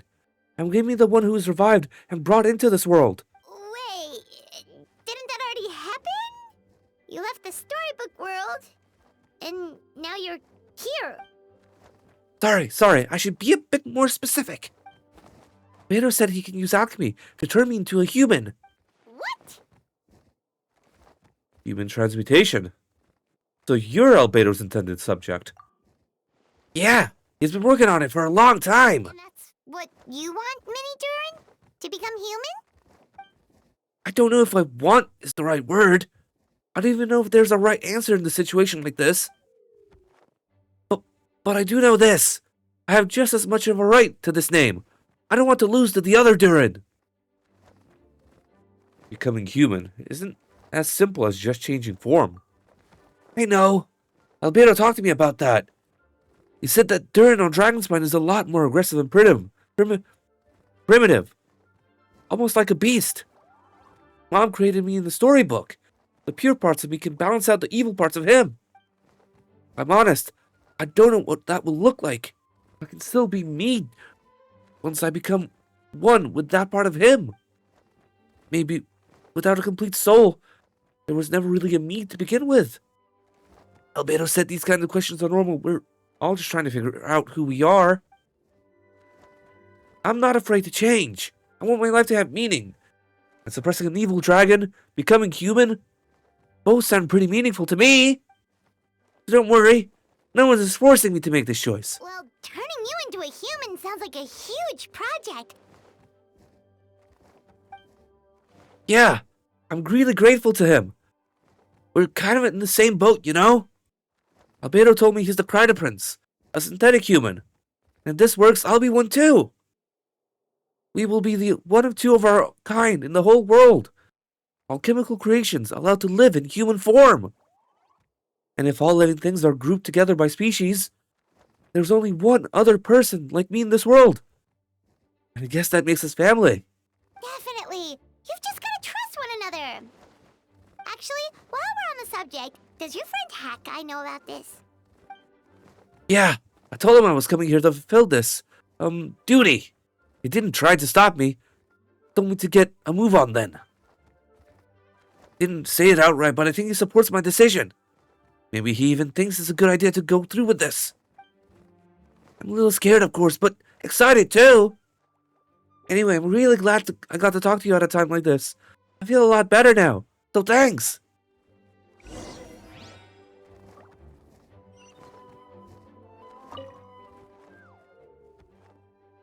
I'm feeling a little nervous, but also kind of excited. It's a strange feeling. I've never felt anything like it. Don't worry, I can cope. I gotta do my best to stay in good frame of mind, so that Albedo's plan can succeed. Hell yeah, dude.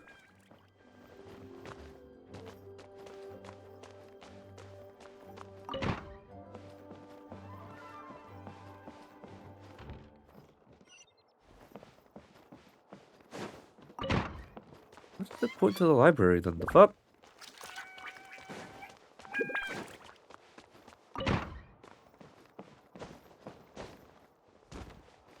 Oh, okay, that's right. This is the mysterious room.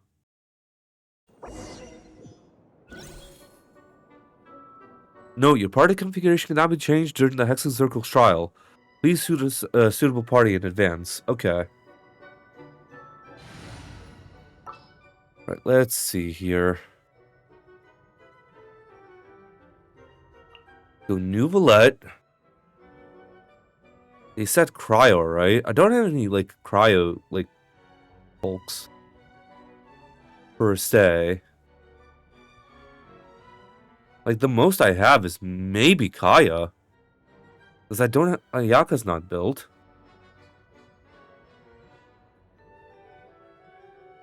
I'd say I think I can still easily, like, force my way through with my C6 Etho team, though.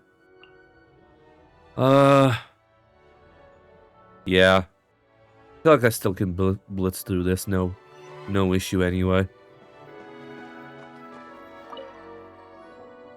Welcome, one and all.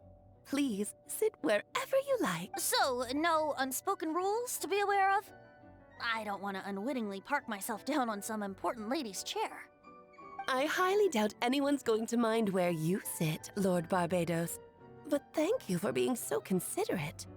Jean didn't fancy tagging along? A lot happened in the city today. If she left, there would be no one around to lead the Knights of Favonius. All right, never mind. I was just hoping to treat her to some tea. So, tell me, Albedo, what is this outrageous and audacious plan of yours that I've been hearing murmurings about? I'll get right to the point. I intend to kill the evil Durin in Dragonspine. Oh? And I'd also like to request some alchemical reagents from the Hexen Circle. Which ones? I'm all ears. First would be the flesh of that immortal monster from the Mare Jivari. Interesting. What else? The other is a portion of the embryo left by my mother, Reindotir. Ah, the raw material from which she created her monsters in the past. There's not much of it left. Dragon blood, monster flesh, and embryo. Sounds to me like a formula for creating life. Correct. Durin's heart has continued to beat ever since the day he died. That means it's just a matter of time before he eventually returns. It could be centuries away or millennia, but the day will come. I spent years investigating in Dragonspine, so I'm well aware of the danger he poses. He has already posed a considerable threat to Mondstadt at less than half of his original strength. There's no telling how dire the consequences could be if he ever regained his full life force. Hence, if you want to be free of the dangers posed by his blood and limitless vitality, you must find a way to eliminate Durin entirely. Unfortunately, Durin is a special entity. Even after death, he could reawaken at any moment. So the solution to kill him and then resurrect him in a different form. Upon resurrection, he will no longer be the creature he once was. In fact, he will no longer be a monster at all, because I intend to transform him into a human-like being. During the summer, Clea and I visited a fairy tale world called Simulanka. It was created by mages from the Hexen Circle, so I'm sure you know of it. Of course. It was even the home of one of M's children the other day. Oh, I see. It was during that journey that I learned with certainty that Durin would return to life one day. That experience inspired me. I met the pure soul that M had created, and I knew if I wanted to change Durin's fate, he could be the key. To that end, I devised an alchemical model for the transmutation.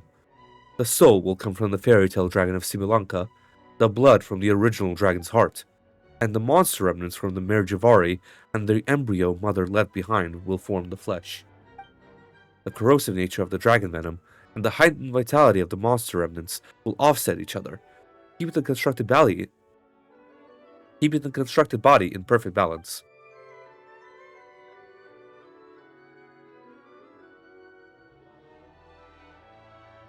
A powerful side effect can be triggered when festering forces on life energy collide. In an alchemical setting, the results are sure to be nothing short of astounding. Hell yeah, that's good. The glint in your eye when you talk about these ideas. You really are your mother's child. Do you see that as a bad thing, Aunt Alice? Of course not. To me, you're both extraordinary individuals. I find you fascinating. In any case, now I see why you asked Venti for help. The raw materials you seek are extremely valuable. The misuse of even the tiniest amount could cause unimaginable chaos. That said, we're happy to give you what you need. But there is one condition. You need to prove you can wield them. And so, you must pass the Hexenzirkel's trial. Understand. I figured something like this might happen. That's why I asked Tom to come along. Wait, I'm joining you in this thing?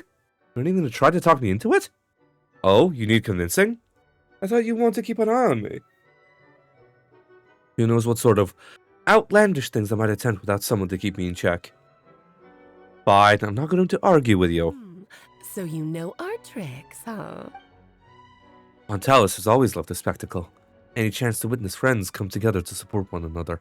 Well, success means little if you have no one to celebrate it with, no?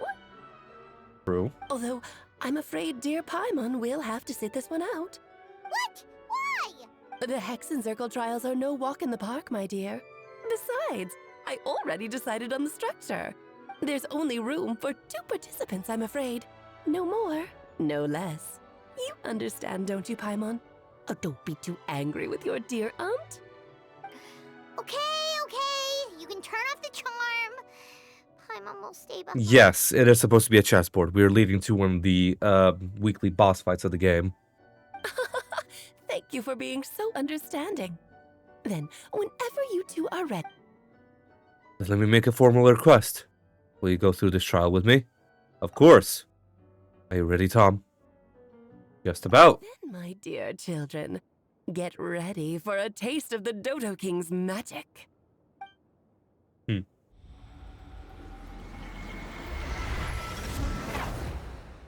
Yup. There we go.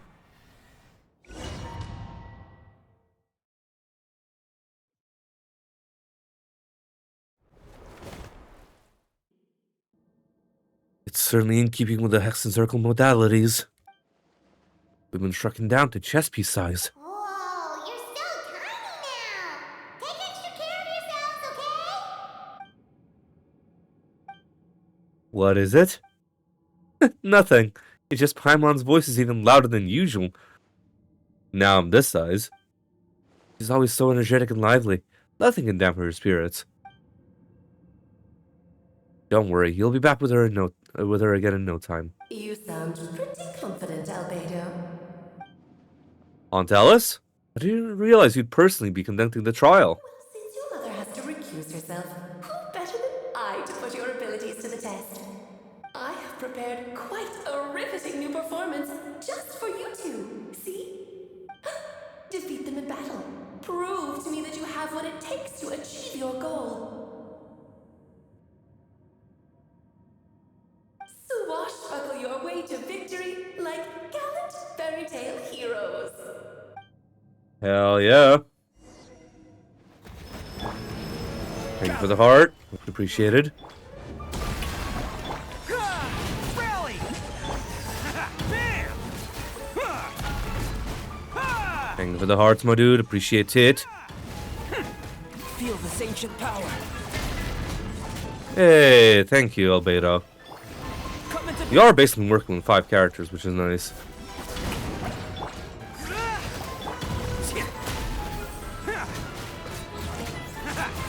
I'm flying. Feel this ancient power.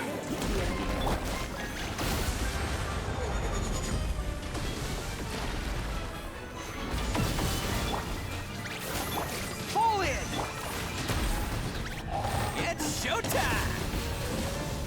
Oh my god, stop moving.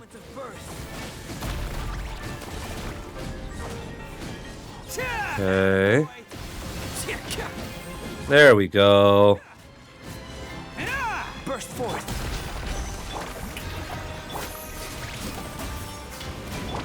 Moments of birth. Should present a united front.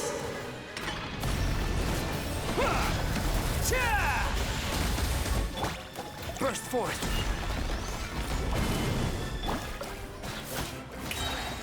Witness my great undertaking. Attaboy. Oh, coming through. There we go.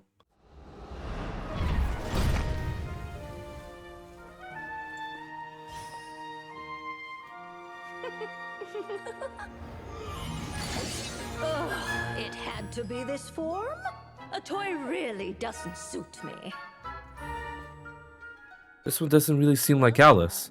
But this isn't over.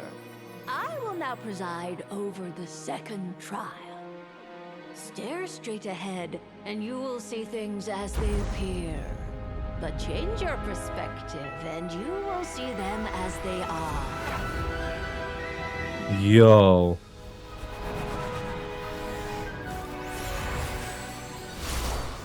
Thanks for the cover, Albedo. You alright?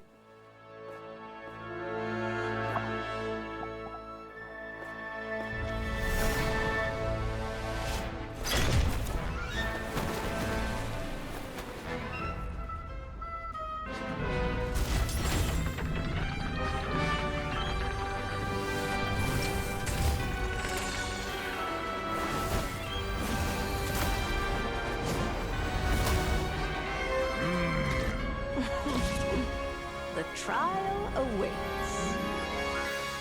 Alright, let's go. Only by turning the world on its head can we see its true colors. So, it begs the question, what do you see on the other side of this gesture?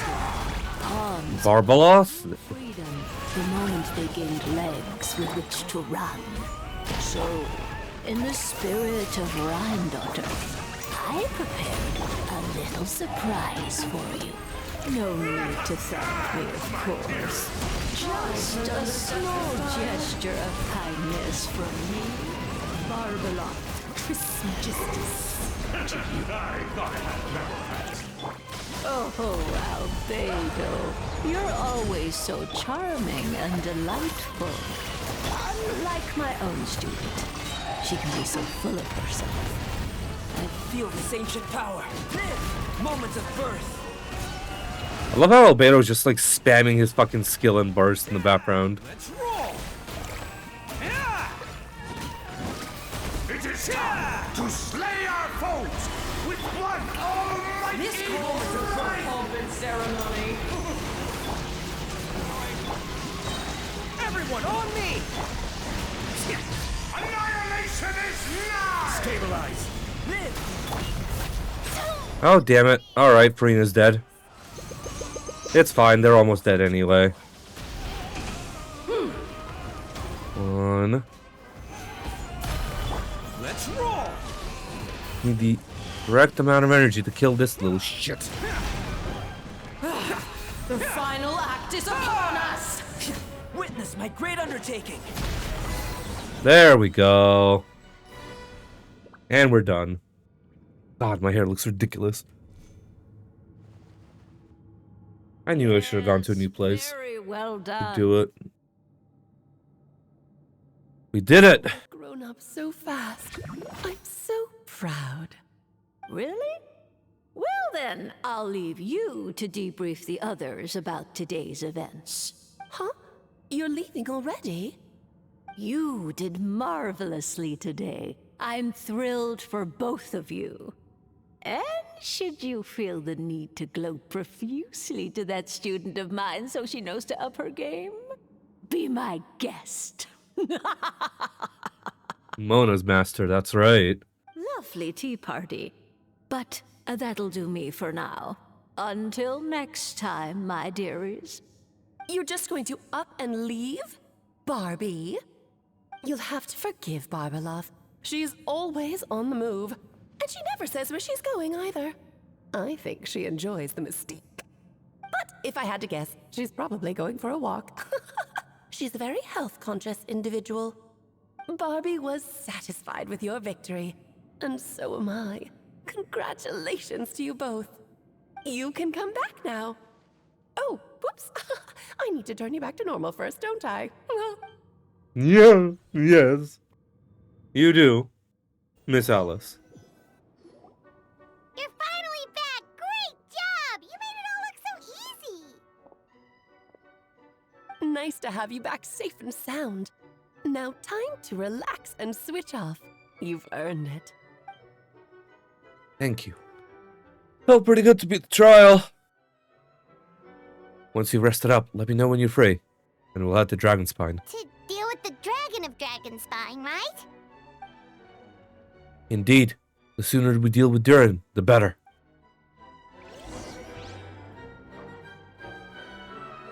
So it's Mondstadt, and we can now leave the theater lobby. Yeah, bye-bye.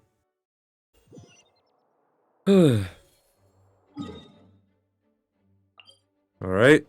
Dragonspine we go, damn it.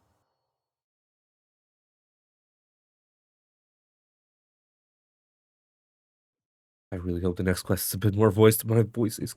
like, my throat is gonna be killing me after this.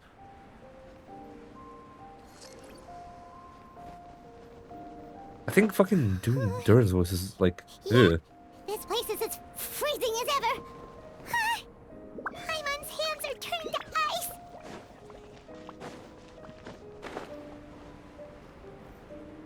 You sure? Is it warm in there? Oh my god. It should take the edge off, and it might improve your mood. God damn it, I missed the fucking Albedo lines. This fucker isn't moist. I think doing Durin's voice killed me the most. We've arrived. Sorry, Paimon. I have to get to work now. Still beating away after all this time. Leave it to me, you two. Stay on guard.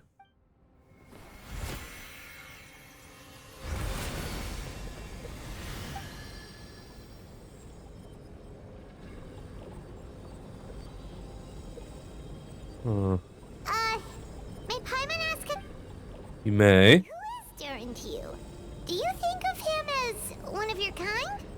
And is he a dragon, person, animal, or monster? From an alchemical perspective, we're both artificial creations. But biologically speaking, we have no relation whatsoever. So, to say we are kin would be categorically incorrect. Sounds like you prefer humans to dragons, then. It's not so much a matter of preference. Rather, as things stand, I would say I belong to the class of human, albeit a unique category thereof. But then again, most forms of life in this world possess unique traits. I am perhaps the most unique among humans, in that I'm the only one of my kind. But soon there will be another just like me, assuming this alchemical process proves successful.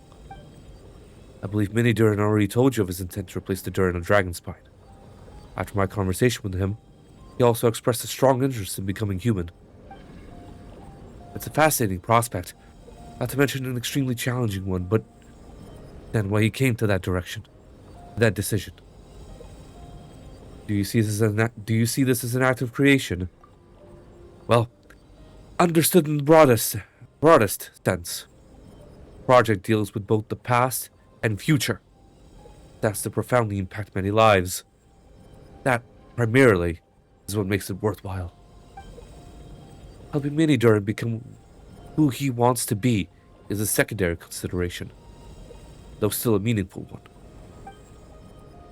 By contrast, my personal motivations are nothing so grand and meaningful.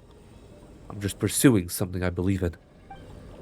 In my view, to cultivate life which the world cannot generate endogenously is to cultivate the world itself. Whatever aids life in attaining a greater level of perfection improves the world by doing so.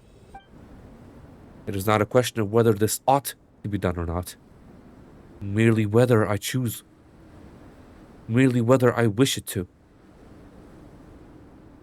The alchemical enterprise is concerned with deciphering and comprehending all forms of knowledge.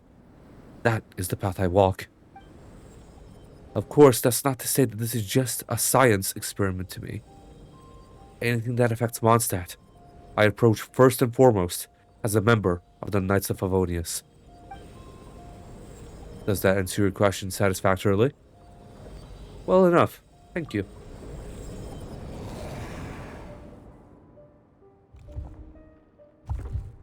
Finished. Looks like a golden energy has encased the dragon's heart. The whole heart would be too big. I don't need that much. Instead, I've just removed the core. The rest will soon lose its vitality completely.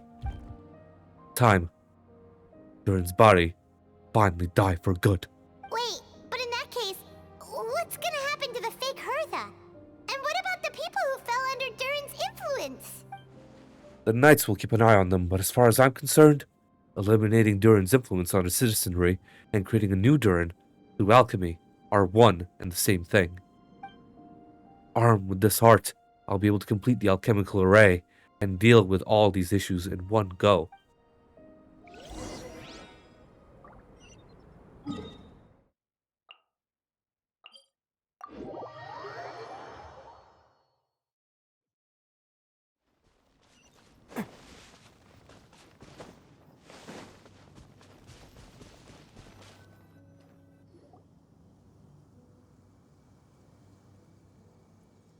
Let's call it a day here. Thanks for accompanying me. Pleasure. We sure learned a lot. Mondstadt's a lively place during the Windbloom Festival. You should take a look around. Pick out some nice souvenirs for yourselves. Oh yeah, the festival! Wonder who the Windbloom Star is gonna be this time. Well, we've been too busy dealing with this situation the entire time. Who else would be free to work during the Windbloom Festival? I'm sure we'll find out on the day of.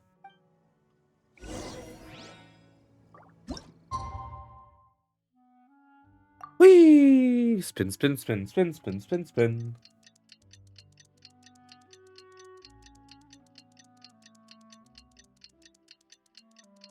While that happens, let me pour myself a drink.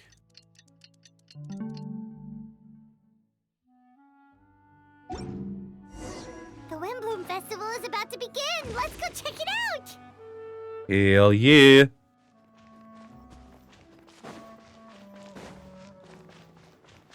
And it's still nighttime.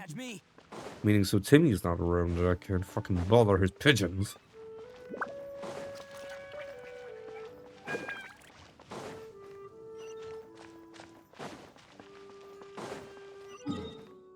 Oh, it's closer to the Knights of Favonius headquarters anyway.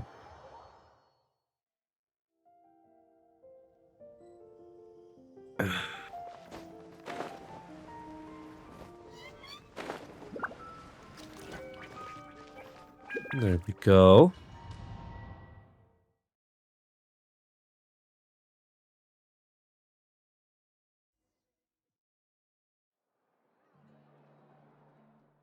As you all know, during this year's Windbloom Festival, the people of Mondstadt have banded together to defeat several waves of monsters that try to invade our city.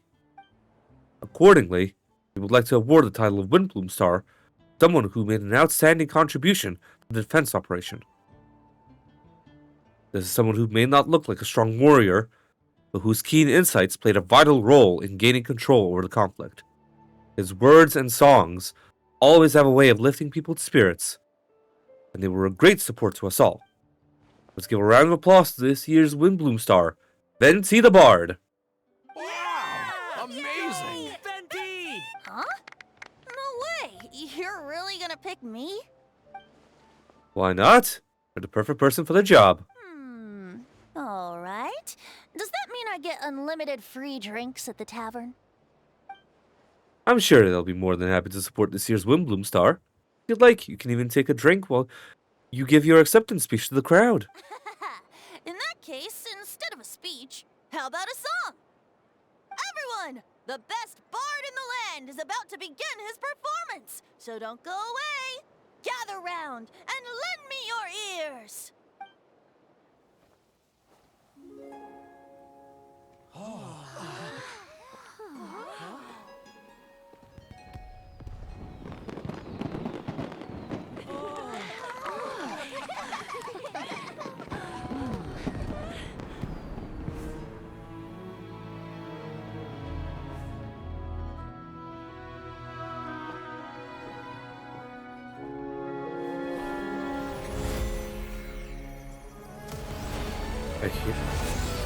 I hereby exercise the right of formation.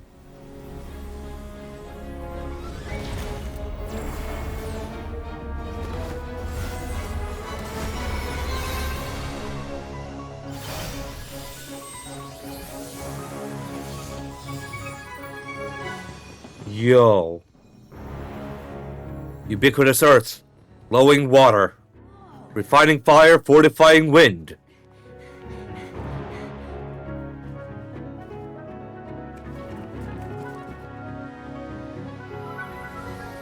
Traverse the 18th worldly and 20th passage.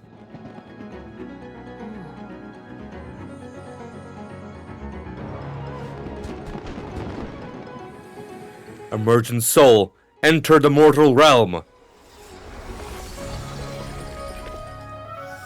Elevate festering flesh into sacred blood and bone. O sages, witness my grand endeavor.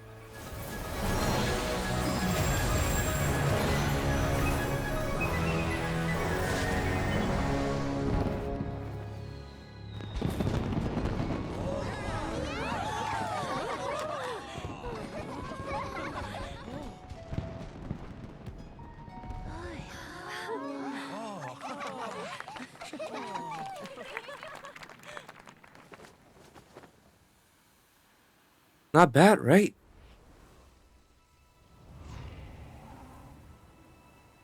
So they didn't add all of Venti's lines then.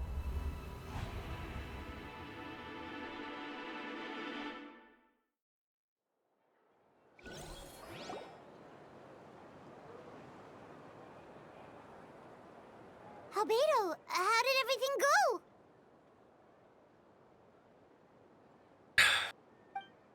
Very smoothly, I'd say. We've achieved our goal. Really? So Mini Durin looks like a human now? Correct. However, his newly formed body is still stabilizing. We should give him some time.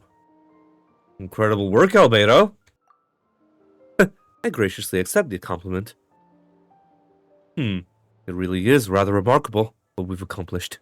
So, how do you feel right now? Quite good. I did what I set out to do and achieved a personal goal.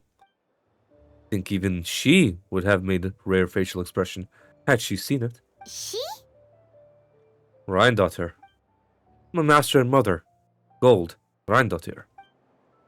A long time ago, she sent me to Mondstadt with the instruction to complete a task of monumental importance. To find the truth of the world. I had a theory about what she meant, and in time, I was able to corroborate it. Sure enough, finding the truth of the world basically stood for getting a life. That might be easy for most people, but for someone like me, it meant doing a lot of learning about a lot of things. I had to find out about myself and the world around me. Get to know me and get to know other people. Life is the space that exists between me and the world. To truly become human, I had to inhabit that space.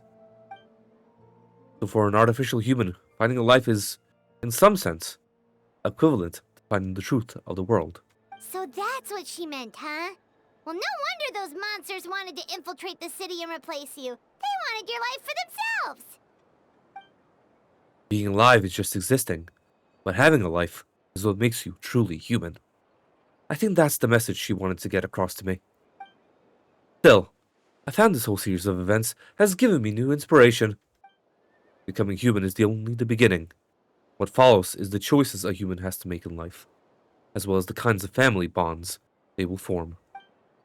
Most people would probably see the events of the last few days as something out of a nightmare, but for me, it's just a part of my family life. I fear that carefree existence my brother has enjoyed thus far will now come to an end. Just like me, he will have to step into the world and face the same constraints as everyone else. You've got an unusual family, that's for sure. Well, I suppose we get it from our mother. She's highly unusual. There are all kinds of families in the world. Some base their life around the family store, others around the farm.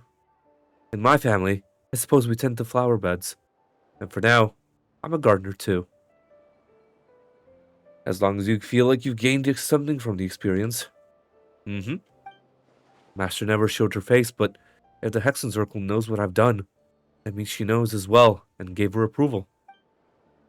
Since devouring Nibirius, it would seem she has finally found a modicum of peace. And if so, then I'm truly happy for her. She didn't always have a penchant for madness, you know? Devouring Nibirius? What's Nibirius? It is the name of the ruler of life. What? Aunt Alice told me about it not too long ago, but it came as no surprise. I knew Master would do it sooner or later. As the ruler of life, all I know is this. Nibirius is not gone. Instead, because of Master's actions, she and Nibirius are now one. In any case, thank you so much for your help during this ordeal, and for choosing to stand by my side through it all. Of course, that's what friends are for. Someone took the words right out of my mouth. Hearing you say that means more than I can say. I'll make sure to pass along the sentiment when I report back to Master Jean. Oh, so you're heading back to headquarters? Well, good luck with the report. Thank you. I'll get going.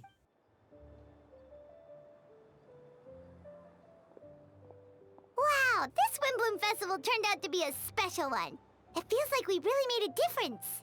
Oh, Paimon almost forgot. If the Windbloom star has already been chosen, what is this year's Windbloom gonna be? Wanna take a guess? Venti, you're back. Well, I couldn't keep my two dear friends in the dark about this year's Windbloom, now could I? What do you think of the Cecilia? I like it. The true feelings of the prodigal son. A sentiment as sweet and warm as a gentle spring breeze. Perfect for the season. Traveler, give me your hand. Huh? The mages are very pleased that you and Albedo managed to pass their trial. Albedo received the materials he sought, so you deserve something in return as well. The Hexen Circle wants you to have this. It contains something entirely one of a kind, a secret of sorts. When the time is right, it will reveal itself to you. So no need to open it right away. Wow, a gift and a mystery all in one! The mages sure love their secrets, huh? According to the sender, you are probably the only person who could make use of something like this. So I suppose it belongs with you. Alright. Thanks. Well, all I did was deliver it. Although, I did go to great lengths during this whole ordeal. I suppose a reward for my efforts wouldn't be out of the question. You've helped a lot, Venti. How about we treat you to a drink? Yeah, let's go. Oh, I'll hold you to that, you know. No going back on your word. Of course, Dad! Let's go to the tavern right now! Music to my ears. Oh, I'm so happy I could fly. Oh, it's like this festival was made for me or something. When no love remains for the songs to tell, the world becomes naught but an empty shell.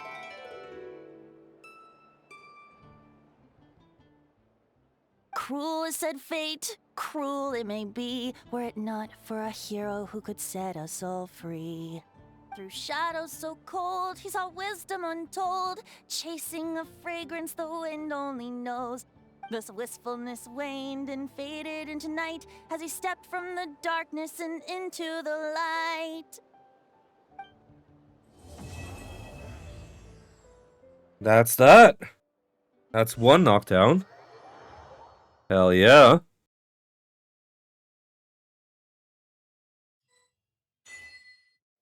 Alright, that's one done. Alright, died. And we get a free wish out of it. Fuck yeah. Now, on to the next one. Enable. Alright, I'm gonna quickly stop recording and start it up.